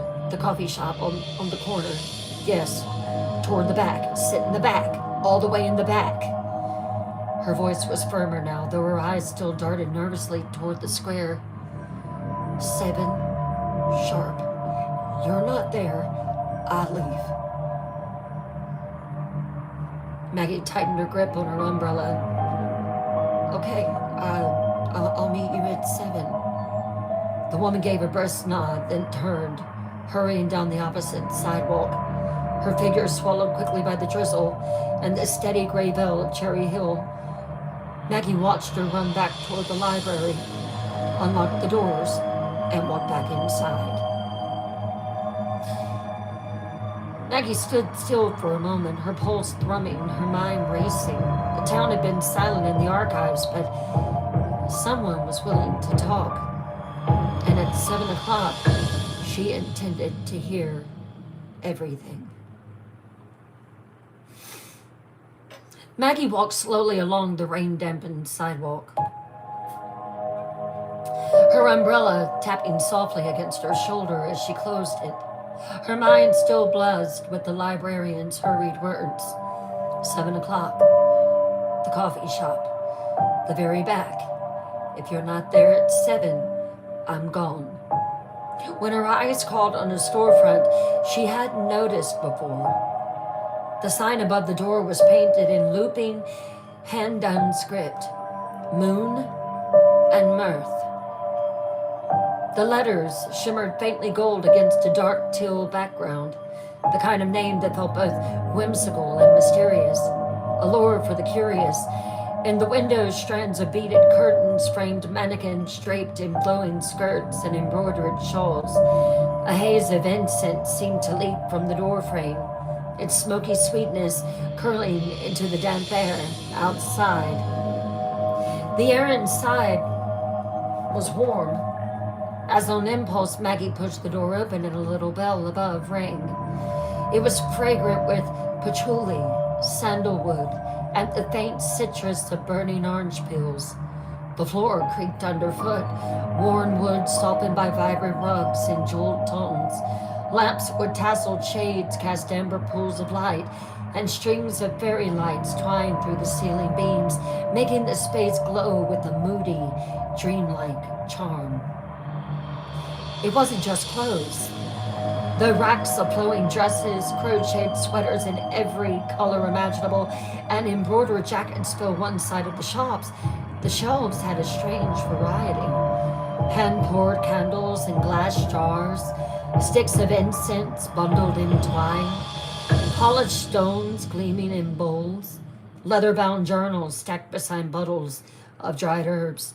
Wind chimes tinkled faintly when the door closed, though there was no breeze. A handful of customers lingered inside, their voices low and hushed. A young woman turned a candle in her hand, inhaling its scent. Another examined a ring from a glass case near the back, a turquoise ring. The atmosphere was less like a boutique, honestly, and more like stepping into someone's private collection of treasures. A place meant for wondering, touching, and wondering. Behind the counter stood Chloe, with her hair in its loose golden brown bun, bracelets chiming as she handed a carefully wrapped package to a customer. Her voice was soft and pleasant with that southern warmth that seemed to soothe even the gray air outside. When her eyes found Maggie's, her lips curved into a smile. "Well, that was quick," she said, her voice light and teasing. She gestured with the sweep of her hand. "Come on in. Take a look around." Maggie smiled faintly, tucking her damp hair behind her ear as she stepped deeper into the store. "Just take your time," Chloe added, her bracelets catching the lamplight as she adjusted the scarf on a mannequin. "I'll be right with you in a minute. If you see something, just hang on to it." Maggie nodded, slipping between a rack of embroidered blouses and a table stacked with hand-painted bowls. She let her fingertips drift across textures: soft cotton, rough crochet, smooth glass, cool stone. The air hummed faintly with music from somewhere unseen, a bagpipe playing softly in the distance. Not a song that she recognized, but something low and lilting, threaded with the faint beat of the drums and the bagpipe. It was beautiful, ethereal, enchanting. But as Maggie drifted deeper into moon and mirth, she couldn't shake the thought that the shop, like the rest of Cherry Hill, had layers. Beauty on the surface, secrets beneath. Maggie drifted slowly through the aisles of moon and mirth, the low hum of the music weaving around her like smoke. The air was thick with incense, warm with candlelight, and every table seemed to spill over with textures and colors. Handmade jewelry glinting in copper bowls, glass jars of dried herbs labeled in looping script, carved wooden boxes that smelled faintly of cedar when she passed. At the far end of the shop, two women stood close together by a rack of skirts, their voices pitched low, but clear enough to carry in the quiet. "The Sanders girl, Olivia," one whispered, the syllables heavy. The other clucked her tongue. "Just a baby. 6 years old, disappeared right out of her yard. And now the whole town's just holding its breath again. You remember when the boy disappeared? It was just a month ago. It's like every month on the month now." Maddie's chest tightened again, but she kept her eyes on the shelves as she passed, pretending to browse. The words folded themselves into her already crowded thoughts, pressing against the memory of the librarian's invitation. 7 o'clock, back at the coffee shop, the little boy, a month ago. Her fingers trailed over the display of delicate glass vials before she stopped at a white oak table near the front of the shop. It was piled high with scarves, silks and wools, cottons and gauzes dyed in rich colors that bled into one another like painted skies. The textures were soft beneath her fingertips, cool and warm all at once, as if they held a life of their own. She leaned closer, lifting one of burnished gold and another the color of midnight blue, when suddenly a hand swept in beside her, quick and deliberate, and plucked a scarf from the pile. It was a deep emerald green, luminous even in the dim light, the weave delicate and intricate. Chloe's hand. She held it up with a faint, knowing smile. The beads at her wrist jingled softly as she turned toward Maggie. "Those others would wash you out. This one," she said, her southern drawl smooth and warm. Her light brown eyes lingered on Maggie's hair, catching in the lamplight, and her emerald green eyes. "This would look beautiful in your hair. This one," and she pulled out another one, a soft gold. "This one, Maggie froze, her breath catching just slightly. The compliment was simple enough, but the way Chloe said it, as if she'd seen something Maggie herself hadn't, made her pulse flicker. The green shimmered between them and the gold, a vivid contrast to the vibrant red of Maggie's hair, glowing like a secret held out only for her. Here, let me show you how you wear it, Chloe said gently, stepping closer with the scarves. Her perfume was faint, earthy, and sweet, sandalwood and a hint of orange blossom.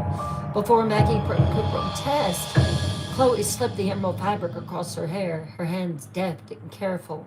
She guided Maggie toward a long mirror that hung near the registers, full length, its wooden frame carved with curling vines. Maggie froze in place, her own reflection staring back at her. A red-haired woman with green shimmering over her crown, her pale skin caught in the amber glow of the lamps. Chloe's eyes softened in the mirror. "I'm sorry," she murmured, lowering her hands. "Am I overstepping?" Maggie's throat felt tight, but she shook her head. No, it's absolutely beautiful." The words tasted strange. Beautiful. Once upon a time, she'd felt that way. Before the attack. Back when she wore color and flowing skirts and scarves in her hair and patterns that made her feel alive and free. But after the attack, after Jane's cheating, black and gray had become her armor, her shield against eyes that lingered too long,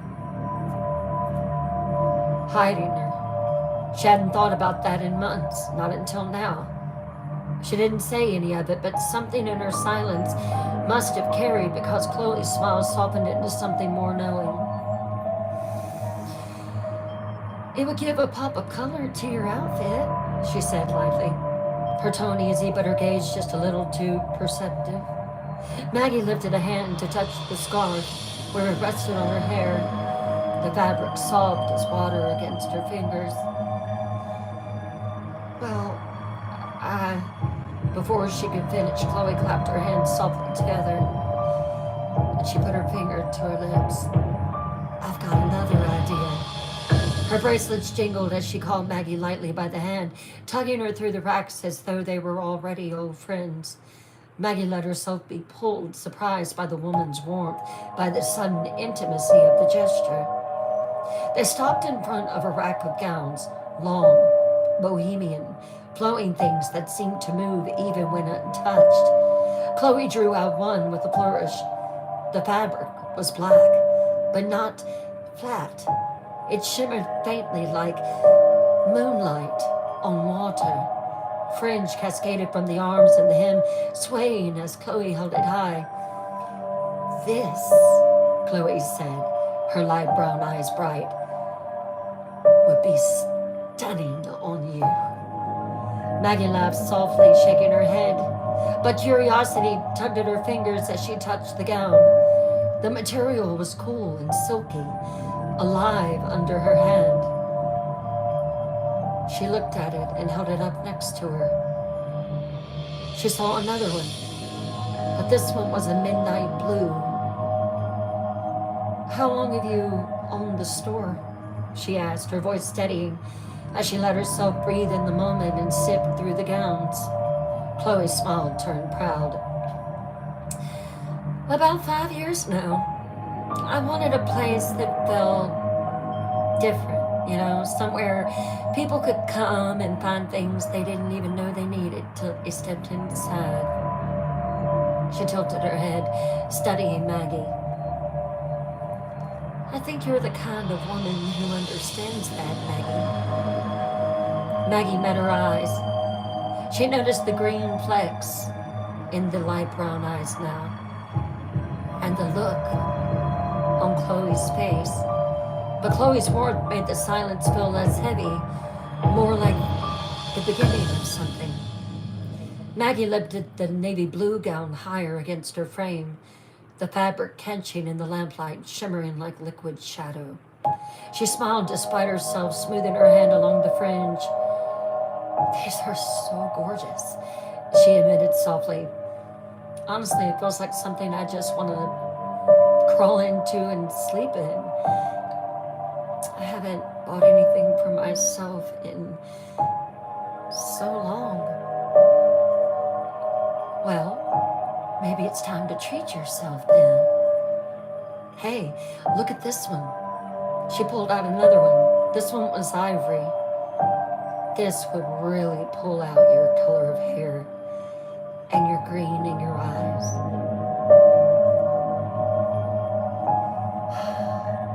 Chloe laughed, a warm, lilting sound that filled the moody shop. All of these would certainly make for beautiful dreams, that's for sure. You've got the look for it. That red hair, the pale skin, the green eyes. It's almost unfair, really. I'm almost jealous. The black just eats the light and just gives it back to you. Maggie flushed faintly, lowering the gown a little. You clearly got an eye for this. I should, Chloe replied, slipping her hands into the folds of her skirt. I've lived in Cherry Hill my whole life, born and raised. One day I'd like to leave here and go to Asheville. I think that would be a great place to open up a shop too.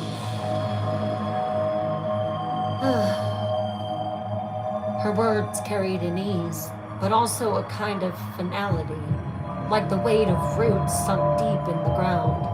Maggie studied her reflection in the mirror once more, the gown draped against her, the ivory, before asking,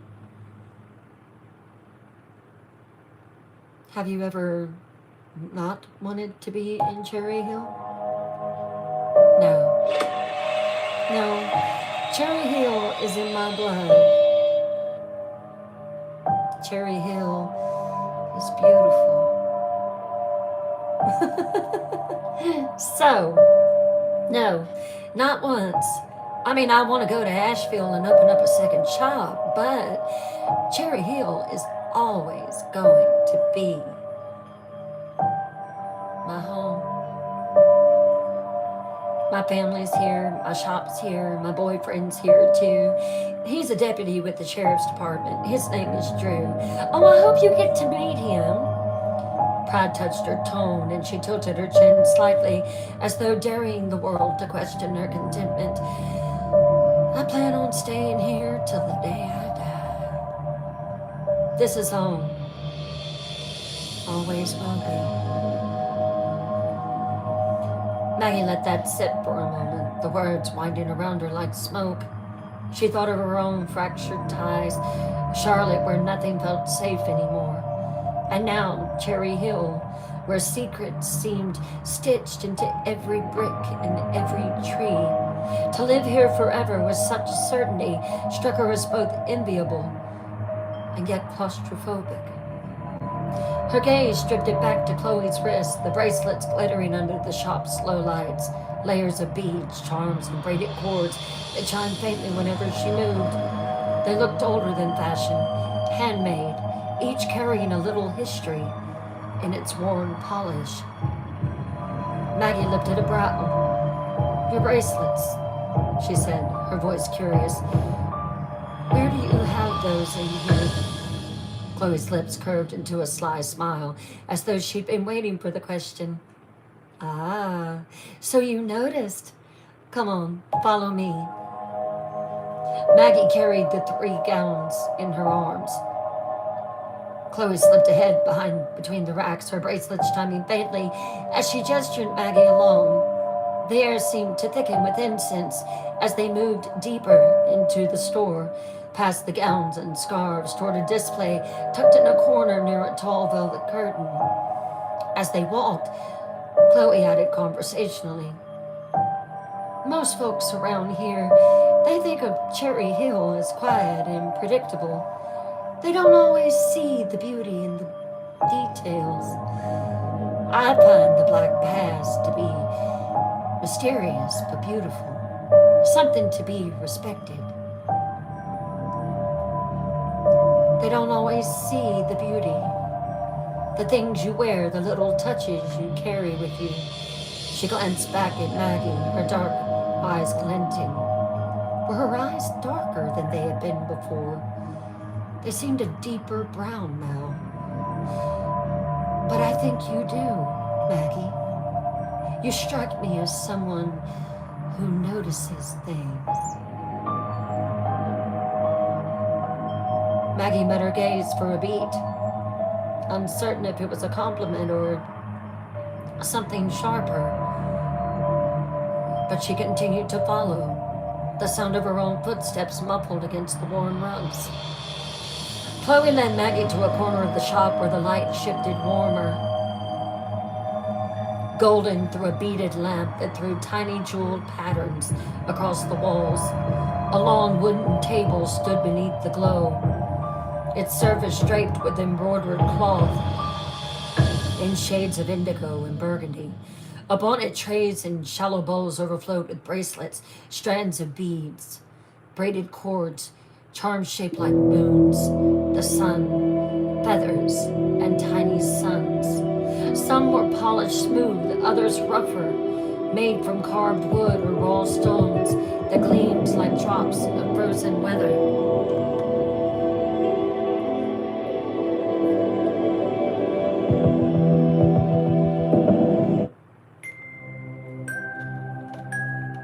The scent of sandalwood incense hung thicker here, mingling with the faint metallic tang of the charms. Maggie reached out, her fingertips grazing one of the bracelets, a string of green abertine stones, cool and heavy, the smoothness almost comforting. It felt more like decorative. No, it did not feel decorative. It felt purposeful. These are beautiful, Maggie murmured, picking up another. This one braided with deep crimson thread.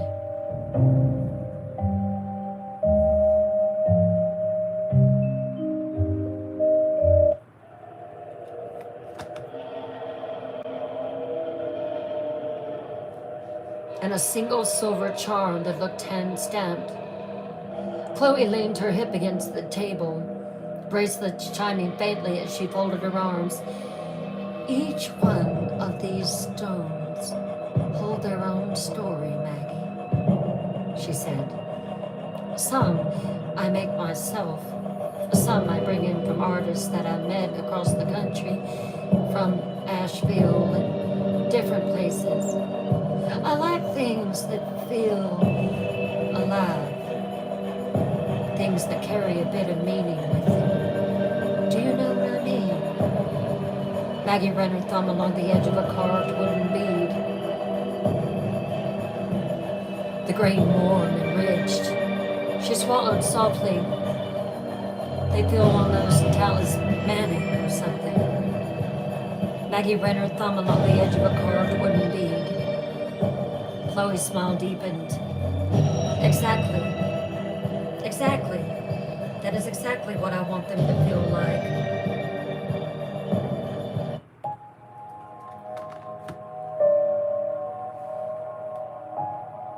She plucked one from the bowl herself, a black cord with flecks of copper beads woven through.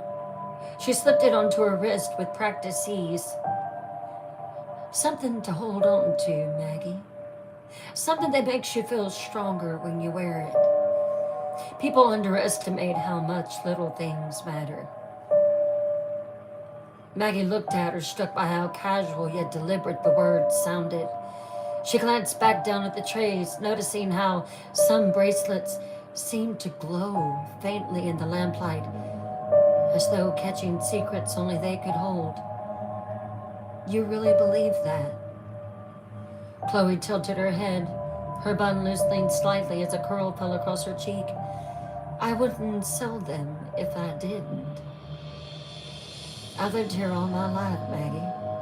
This town doesn't give you everything you want. Sometimes you gotta keep pieces of yourself safe, tucked close, carried on your skin. Maggie's chest tightened at that. remembered the way she had stripped herself of color after the attack, how she had tried to disappear into the grays and blacks after her hand lingered over a bracelet woven leather with turquoise stones, and for a moment she could almost see her younger self wearing it, laughing and free. Chloe watched her closely, her voice softening. Not that one. This one. Chloe chose a bracelet instead that was amethyst. This one will suit you. Yes. Amethyst is for protection, for keeping the darkness at bay.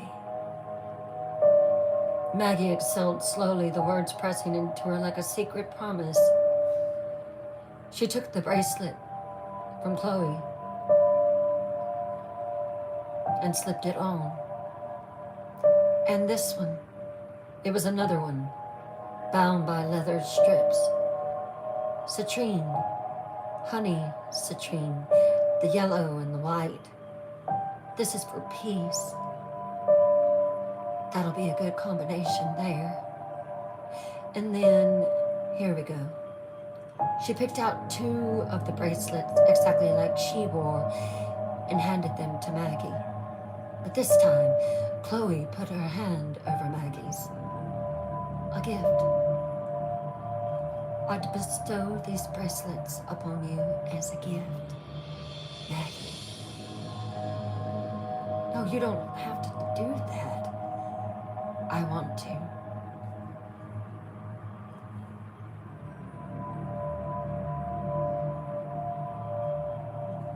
You notice things, Chloe said again, her voice quiet but certain, as though naming something Maggie had never confessed.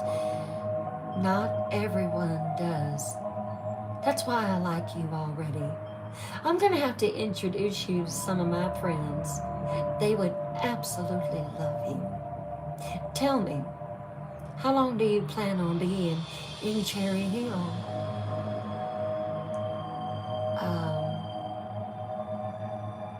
I don't know. Maggie's throat felt dry suddenly, but she managed a faint smile, her eyes still drifting across the table of bracelets.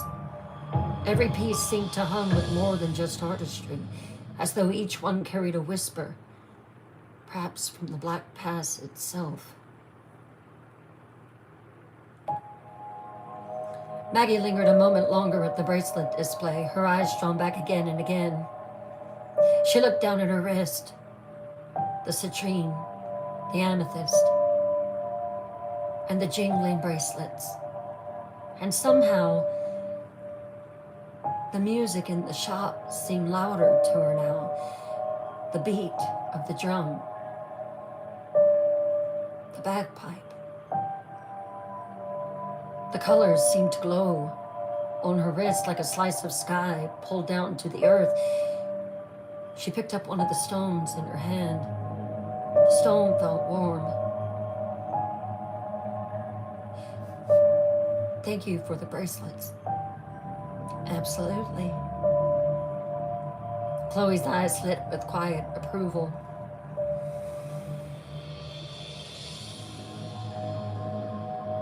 Don't take off the amethyst bracelet for nothing. Keep it on. It will protect you.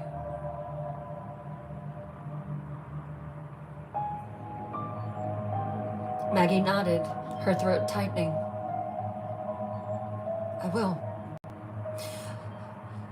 Well, I'll take the gowns and the scarves, and as her eyes swept the shop one last time as they were walking toward the front, something else caught her attention. It was a shawl draped over the mannequin in the display window. It shimmered under the soft amber lamps, a paisley pattern alive with curves and colors, the fabric organic and lush, almost breathing. That shawl, Maggie murmured. I'll take that. Oh, there's a story behind that one, Maggie. That one was from an old mountain woman. It's lovely, isn't it? I went to the estate sale, and when I saw it, I just had to have it. I think it will suit you just fine. Without hesitation, Chloe crossed the floor. She stood before the mannequin, her bracelet sliding down her wrist as she lifted her hands. With a slow, almost ritual motion, she unpinned the shawl, slipping it free and folding it over her arms. She turned her dark eyes, meeting Maggie's, and extended it like an offering. That one doesn't fetch too much of a price. I'll give that to you along with the bracelet, as long as you promise you'll come back in here and visit me again. A promise. There you go. Maggie took it carefully, the fabric smooth and cool under her fingers, the shimmer catching like a hidden fire. At the counter, Chloe rang up each item: the emerald scarf, the flowing black gown, the 3 talismanic bracelets, the paisley shawl, the 3 bracelets that she picked out, and Maggie's eyes caught on one more piece, a crossbody purse hanging on the wall near the counter. The leather was soft and supple, dyed a deep green, embroidered with curling designs that felt both rustic and timeless. She slipped it from its hook, running her hand across the surface. And this. You are centered to the earth, Maggie, as I am. You picked everything that is earth.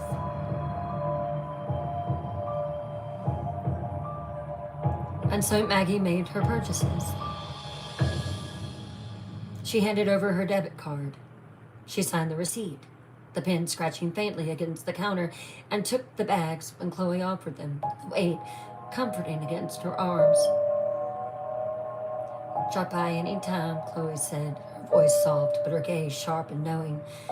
I'd love to talk to you again. You're a very fascinating person, Maggie. Maggie shifted the bags in her arms, meeting her eyes. Thank you, Chloe. Chloe tilted her head slightly, as though listening to something that Maggie hadn't said aloud. Suddenly, she placed her hand on top of Maggie's. Oh, there's been a lot of darkness in your life, Maggie Drake.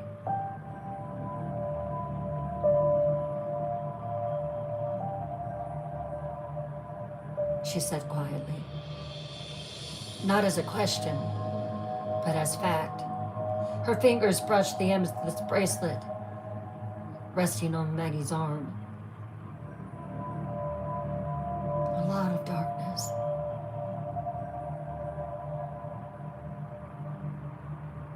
Be careful, Maggie. Be careful.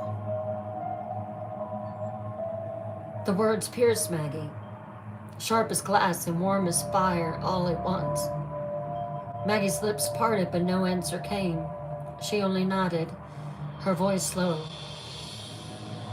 Thank you, Chloe. It was wonderful meeting you. Chloe smiled gently, but the weight in her gaze lingered. It was as though she had seen something deeper than Maggie wanted anyone to see. The bell above the door chimed softly as Maggie slipped back into the drizzle, her new shawl and purse and gowns and jewelry pressed against her side in the bags, their colors rich. She hadn't bought anything with colors since the attack, but tonight she had. The streets were damp, the black past a shadow on the horizon, and Maggie walked back toward the motel with her arms full of color and her mind full of questions.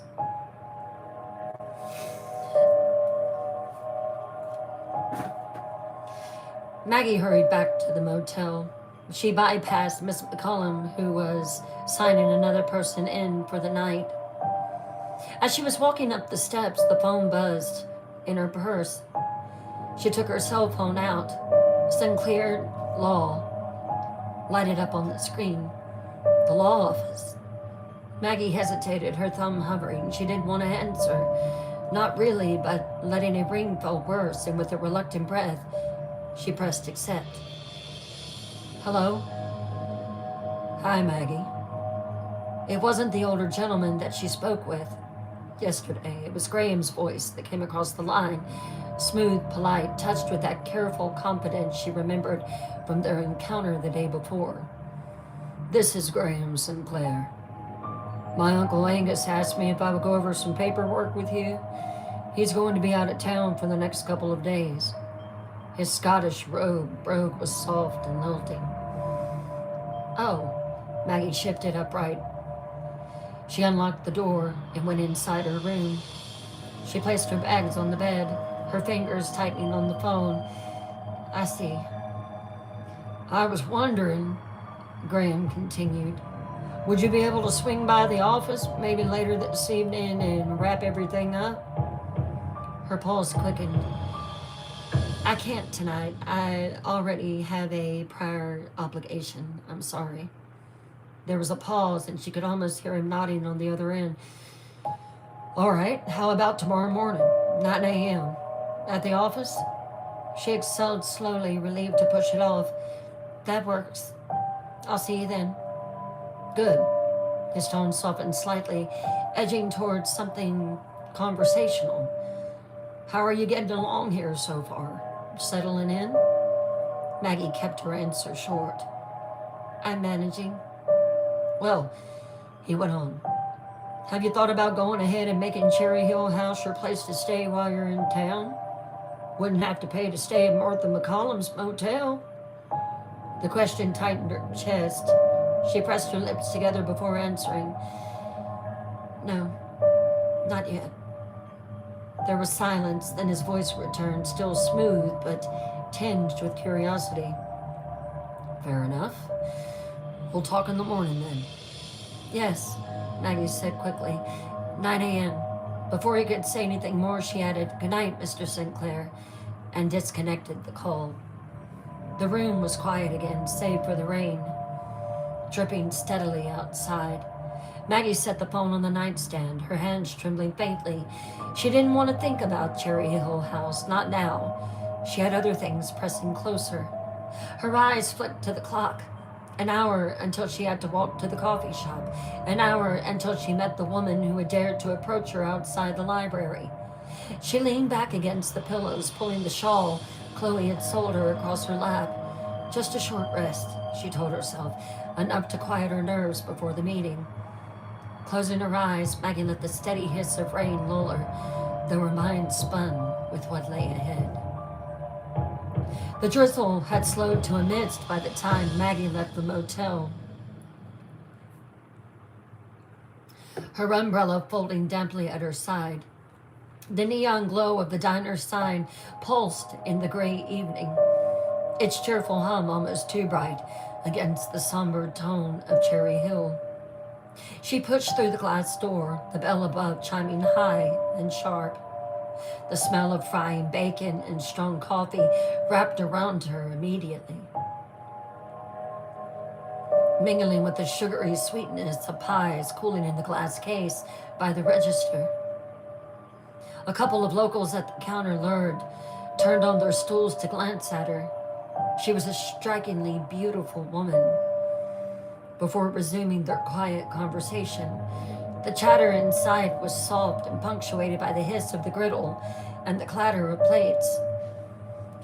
Hello there, the waitress called cheerfully from behind the counter, her voice rising above the low murmur. It wasn't the same one from last night. This one was younger. She couldn't have been no more than maybe 15, 16. Take a seat anywhere. I'll be with you. Maggie nodded, smoothing her hair back as she walked toward the very back of the diner. The leather booth creaked beneath her as she slid into it, her bag resting beside her. For a moment, she tried to settle her nerves by studying the laminated menu, though she wasn't reading the words. Her phone buzzed against the tabletop. She glanced down. Inez.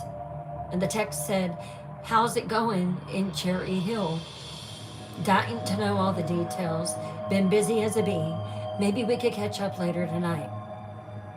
Maggie's chest eased a little at the familiar name. She typed back quickly, Sure. As she slipped the phone away, the door at the front opened. The bell above it jingled, and cool air rolled in with the sound of rainwater dripping from coats and umbrellas. Maggie looked up just in time to see the woman from the library step inside. Her breath caught. Butterflies stirred in the pit of her stomach. The woman wasted no time.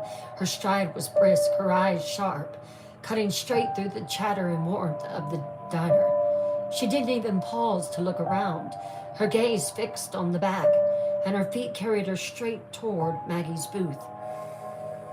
"Evening, Debbie," the waitress called, lifting a hand in an easy wave. "Evening," Debbie returned, though she didn't slow her pace. Maggie shifted, half rising from her seat in politeness, but Debbie flicked her hand lightly. "No, sit. I'll join you." She slid into the booth across from Maggie, shrugging off a rain-spotted gray jacket and draping it over the seat. Up close, her presence was steady, no nonsense, with the air of someone who lived in Cherry Hill long enough to know where the cracks in its surface ran. The waitress approached, pen poised above her order pad. "What will you ladies be having in tonight? Coffee? Piece of pie?" "Coffee," Debbie said firmly. Maggie hesitated a beat, then smiled faintly. "I'll have coffee too, and what kind of pie do you have tonight?" The waitress rattled off the list: apple, cherry, chocolate cream, pecan, lemon. "I'll have lemon," Maggie decided, "with a little whipped cream on top." "You got it. I'll be right back," the waitress said with a smile and headed back toward the counter. The clink of mugs and the low murmur of voices filled the air between them. For a moment, it felt almost ordinary. Two women sharing coffee at the end of a rainy day. But Maggie's stomach tightened. She knew it wouldn't stay light for long. Up close, Maggie studied Debbie carefully. She looked to be in her early 60s, her face marked with shadows of sleepless years. Deep circles pulled under her eyes, dark enough to make her pale skin appear sallow, and her hair, what Maggie was able to determine what was once a rich, glossy black, was now streaked with iron gray, gathered in a loose knot that had come undone in the midst. Her eyes, though, were what held Maggie. A pale gray, so light they seemed unnatural, almost nocturnal, keen, sharp. They missed nothing.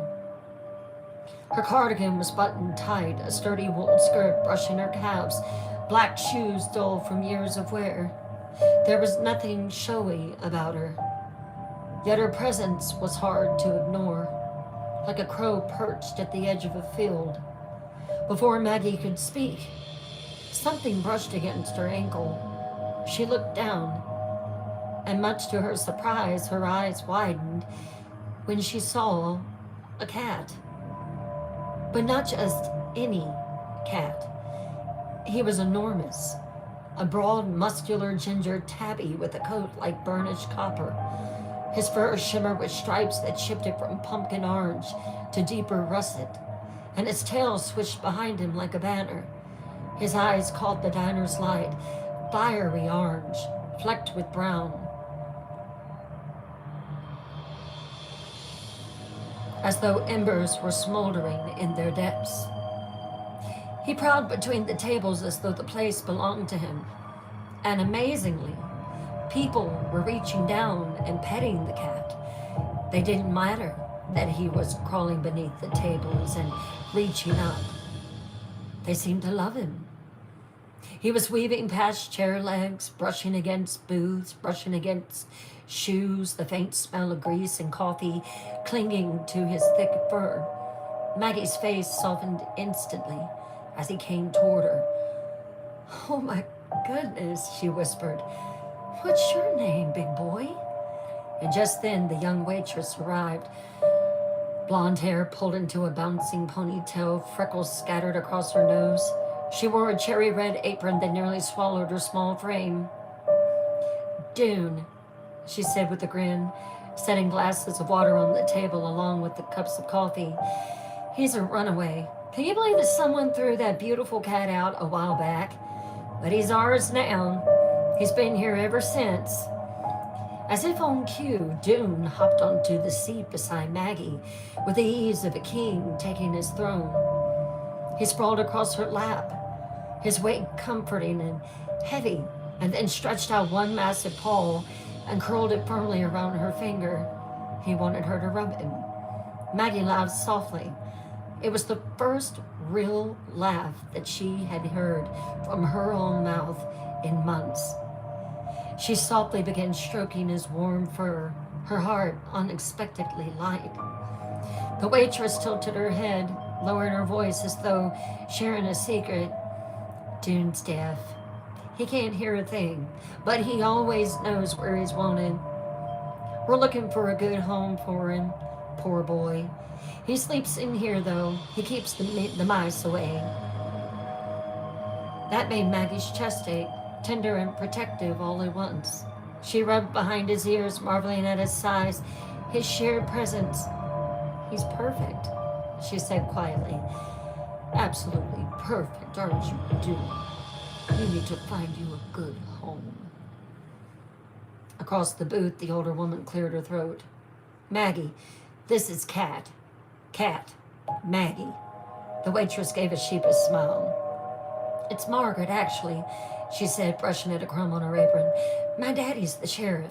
Folks just call me Kat because I've been running around here since I was little, getting into all kinds of trouble. Debbie's voice was clipped. Her introduction curved, but her pride was there, tucked in the edge of her voice. Maggie nodded politely, still stroking Dune, who purred silently, his orange eyes watching her like he'd chosen her for himself. Debbie sat back in the booth, her pale eyes glinting in the diner's low light. She reached down into the folds of her rain jacket and pulled out a small clutch. Its leather worn smooth with years of handling. Her fingers, long and bony, worked the clasp open with a soft click. She didn't speak right away. Instead, she drew out a photograph, the edges frayed, the colors dulled by time. For a moment, she looked at it at herself and clutched it to her chest, closing her eyes, her lips tightening, her thumbs brushing across the surface, and then without ceremony, she laid it on the table between them. Maggie glanced down. The girl in the photo couldn't have been more than 7 or 8. She wore her dark brown hair in neat pigtails, each tied with a ribbon. The dress she wore was pink, though the color had faded to a dusty rose with age. She sat crisscrossed in the grass, her small hands clutching a puppy with floppy golden ears. The child's smile was bright, alive, frozen in the faded gloss of the picture. Maggie's heart twisted. She looked up, eyes questioning. Debbie's voice came low, steady, and chilling. My daughter, Valerie. Maggie swallowed, her fingers tightening around Dune's warm fur. She was playing outside, Debbie went on, her eyes fixed not on Maggie, but on the photo. Riding her bike. Her daddy and I had bought her that bike for Christmas. It was yellow. She called it Banana. I remember looking out the front door and watching her pedal up and down the street that summer. She was just a child in her own little world. Her voice cracked, but only faintly. I turned my back for 2 minutes, Miss Drake. 2 minutes. Her pale gray eyes finally met Maggie's. When I looked up, Valerie was gone. The hum of the diner seemed to fade around them. The chatter, the clink of dishes, the hiss of the coffee machine, all distant. And then Maggie saw the people sitting at the tables begin to pull down the blinds. The only thing they found Debbie said, her voice dropping further, was a ribbon. Pink. I had tied it in Val's ponytail that morning. They found it lying in a puddle of water, right there on the street. Maggie's breath caught, her throat tight. The image burned into her mind. A ribbon, bright against the gray of a rain-soaked street, the echo of bicycle wheels spinning with no rider. Debbie leaned closer across the table, her gray eyes gleaming like silver. That was 32 years ago. But to me, it's just like yesterday.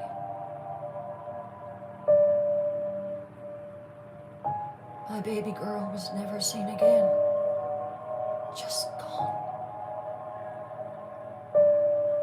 Dune shifted in Maggie's lap, hooking his paw tighter around her finger, as if to anchor her. Maggie kept stroking him, but her mind was racing, her stomach twisting with dread. The pie and coffee hadn't even arrived yet, but already Maggie felt sick, as though she'd swallowed the weight of Cherry Hill itself. The silence between them was sharp, heavy as stone.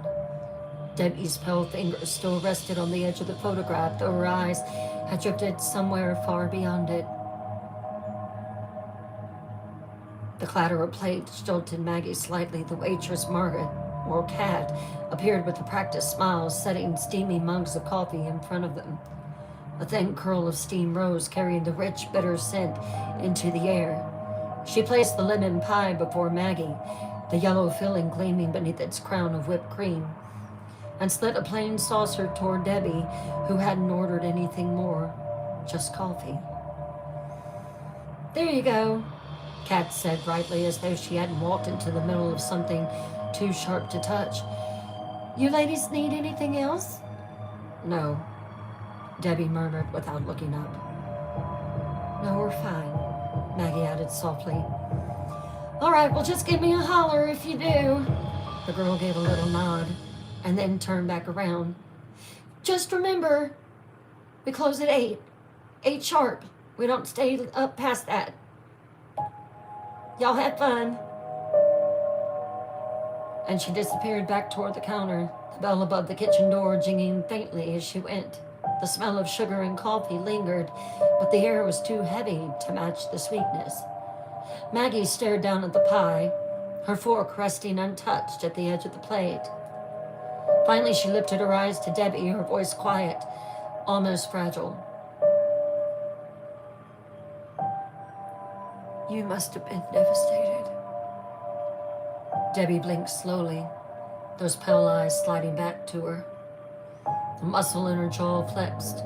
She didn't speak right away, and Maggie could feel her own words hanging there, absorbed into the gray silence like rain into soil. At last, Debbie's voice came low and sharp. "Devastated doesn't even begin to cover it." She tapped the photograph once with her forefinger, her nail clicking against the old gloss. "She was a surprise. My husband was in the military.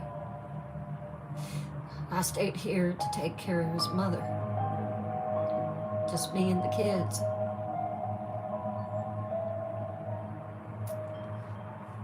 It's the kind of wound that never scabs. He came home on a furlough. And that's when she was conceived. She was my baby.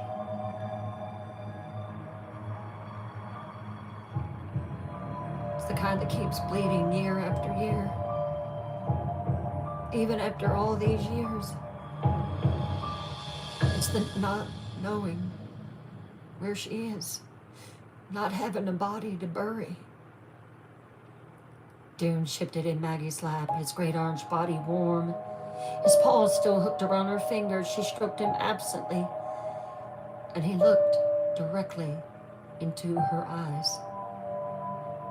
The weight of Debbie's words sank into her like cold water. Debbie's eyes stayed fixed on the photograph, the voice turning flat, almost hollow. We searched high and low for Valerie. Every street, every yard, every hollow in these hills. People came from 3 towns over. The sheriff's men beat the brush until their boots wore through. Her hands trembled once, but she steadied it against the table. And still, nothing. Just that ribbon. Maggie leaned forward, her own voice hushed. But you think you know where she disappeared to? Debbie finally lifted her gaze. The gray in her eyes gleamed like moonlight on iron. Slowly, deliberately, she raised one bony finger and pointed toward the rain-streaked window.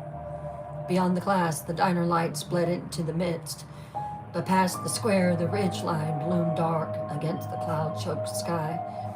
The black pass, heavy, brooding, almost alive in its silence. Debbie's voice was barely above a whisper, but it carried like a curse. I know exactly where she disappeared to. It took her. They took her. The Black Ridge. They always do. Maggie's stomach turned cold. She followed the line of Debbie's finger, the shadow of the ridges, crouched like some ancient predator at the edge of town. Debbie lowered her hand, curling her fingers tight around her coffee cup. She leaned closer, her words sharp and final. If you know what's good for you, Miss Drake, you'll pack your bags tonight, leave this place, and never come back.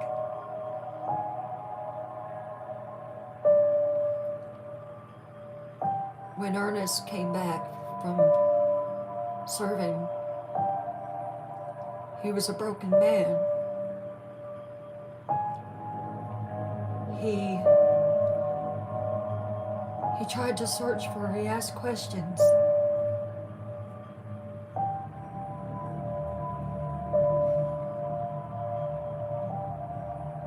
He disappeared. But we found him. Where?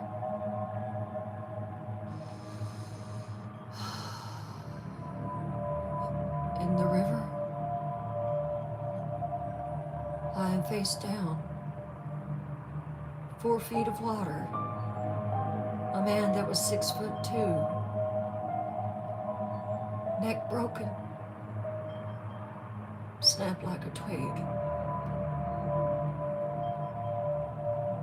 Maggie's stomach turned cold.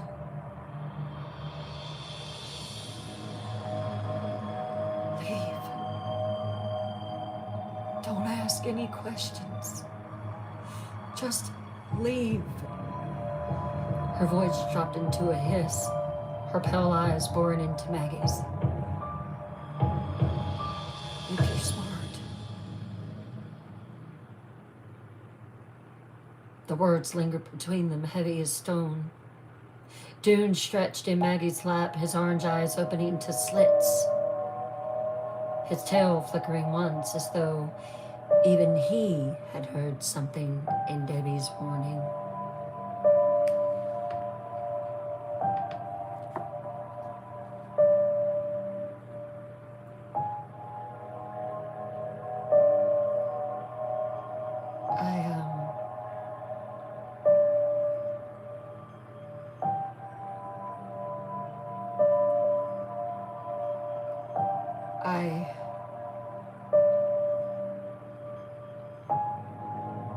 I'm sorry. You're not gonna leave. I did some research on you.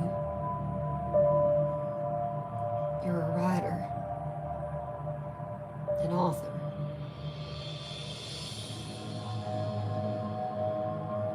I read about what happened to you too. Terrible thing. being attacked. Maggie got cold chills.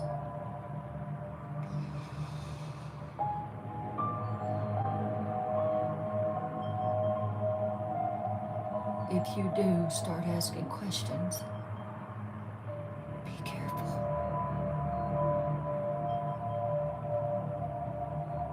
You don't know who you can trust around here.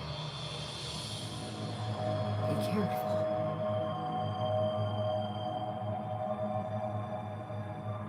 What are you talking about?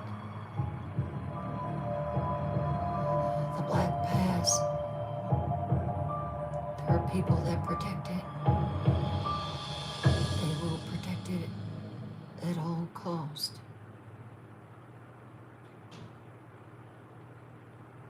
Be careful who you talk to.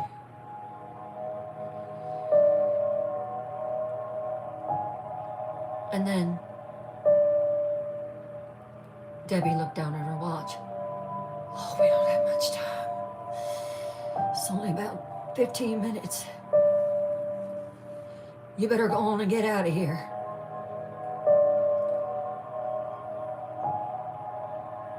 Miss Drake, be careful.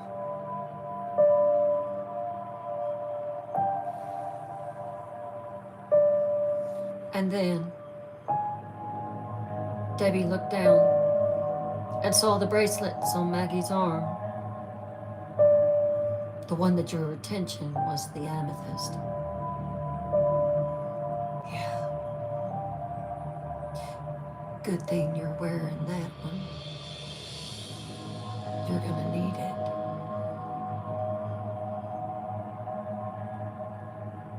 At that moment, Dune jumped out of Maggie's lap on top of the table. His ears were back, his tail switching violently from side to side, as if he was guarding Maggie. And with that, Debbie grabbed her raincoat, put it on, looked one last time at Maggie, and left the diner. The great orange cat then turned around and looked at Maggie. He hopped down and wandered away behind the counter in the diner.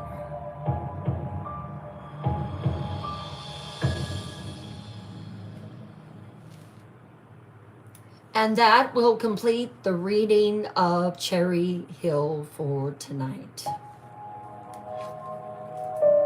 I hope you've enjoyed it.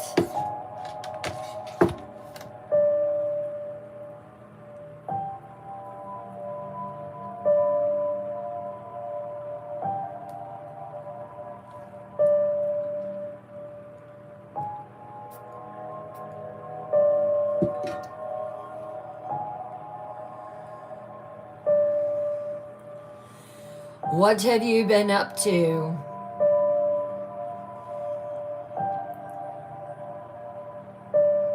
What have y'all done?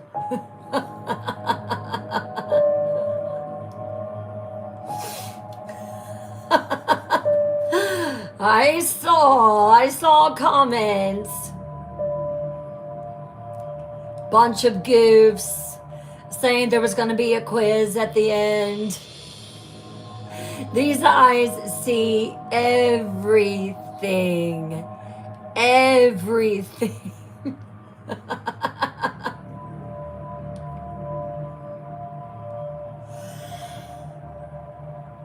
What should the punishment be? You were listening to the story, Melanie?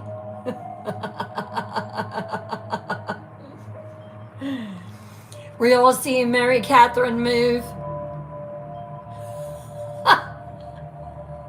Melanie's like the good little girl in class that I was paying attention.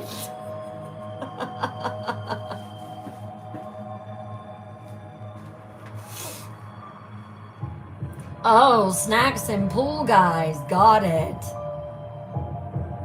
I won't ask him anything.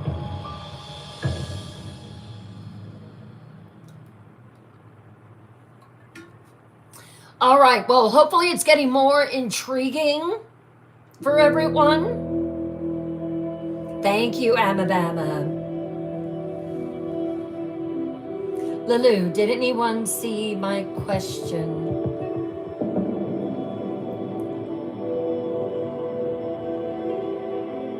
I'm glad y'all had fun. Did anyone see Lulu's question? I'm trying to go back through. Oh, yes, Lulu, it will be. Yep, I recorded it. I'm just trying to think if every part of Cherry Hill is on YouTube.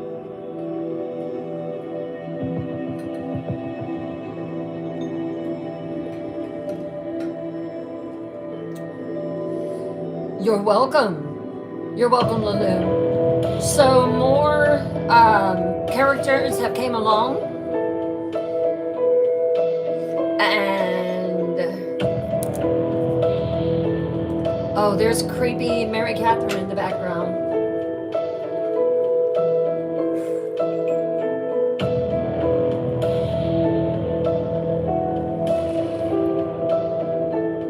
The librarian, Debbie, yeah.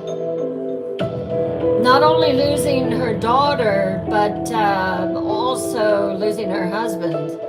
Chloe, do you like Chloe? What are you thinking about Chloe right now?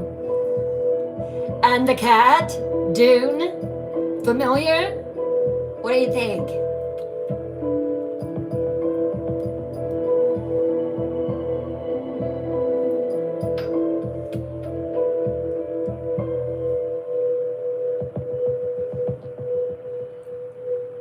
Yes, Chloe is definitely coming to life. You think Chloe's a witch?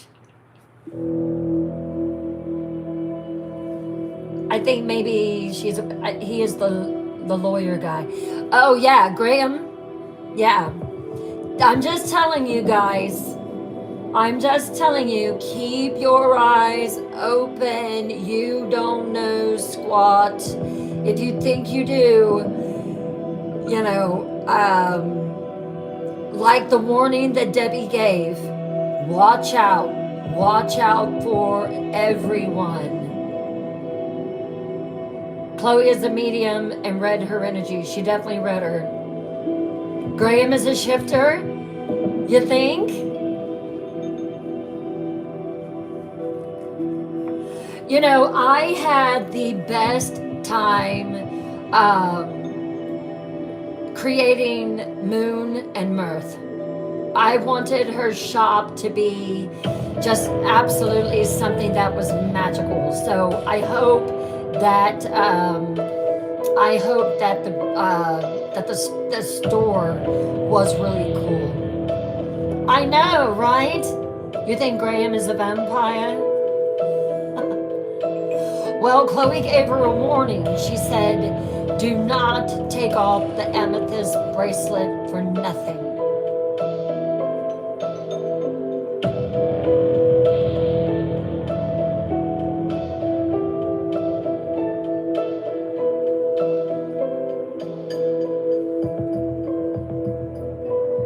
Oh yeah, definitely. Yeah, someone made a comment earlier and said, I don't know if it's vampires, werewolves, or witches. You could almost feel the scarves. Right, Angie. That's what I was hoping to achieve, because sometimes it's not easy. You know, I can see Moon and Mirth in my mind. It has beautiful low beams that are hanging, and I even put in the fairy strands of twinkle lights throughout it. I just wanted it to be something that was very magical, very mysterious, and really wanted you to try to kind of think, okay, who is Chloe? What is Chloe? And, you know, I want every character to really come to life for you. Good, Shirley. That's what I wanted, Angie. So I'm glad that I was able to achieve that.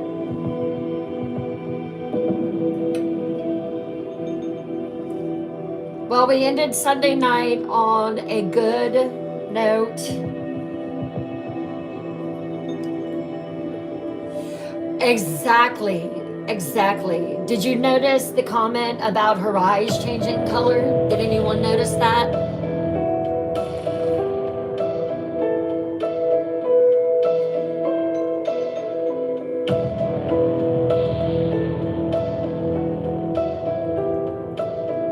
There's just so much ahead. So much ahead. Oh my gosh.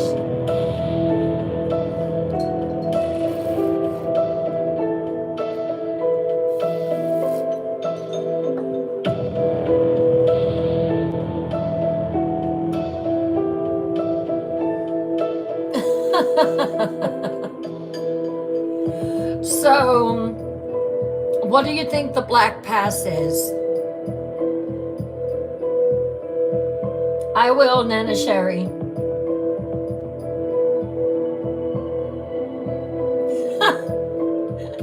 Kimmy, you're funny.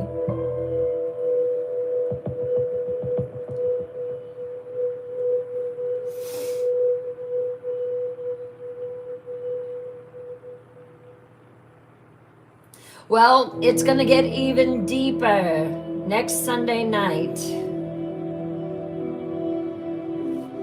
And tomorrow night,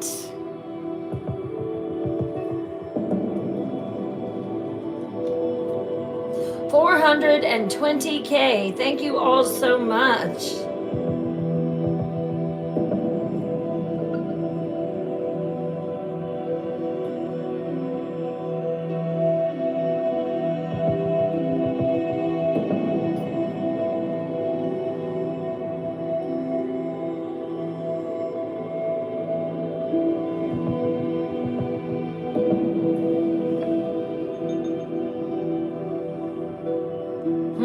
Maybe a little bit of demons in the Black Pass.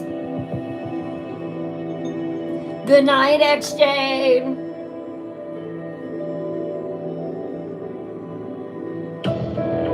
Oh gosh, Mary.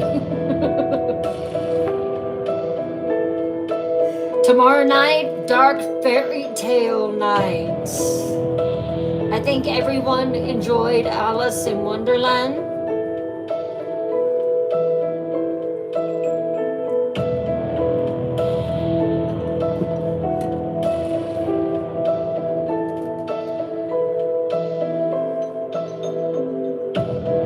Good night, Mary.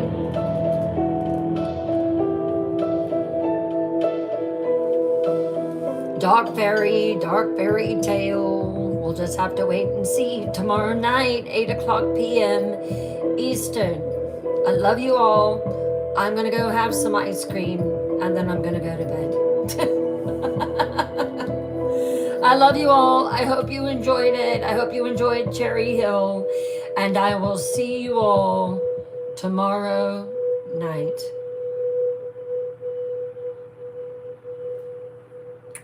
Nighty night.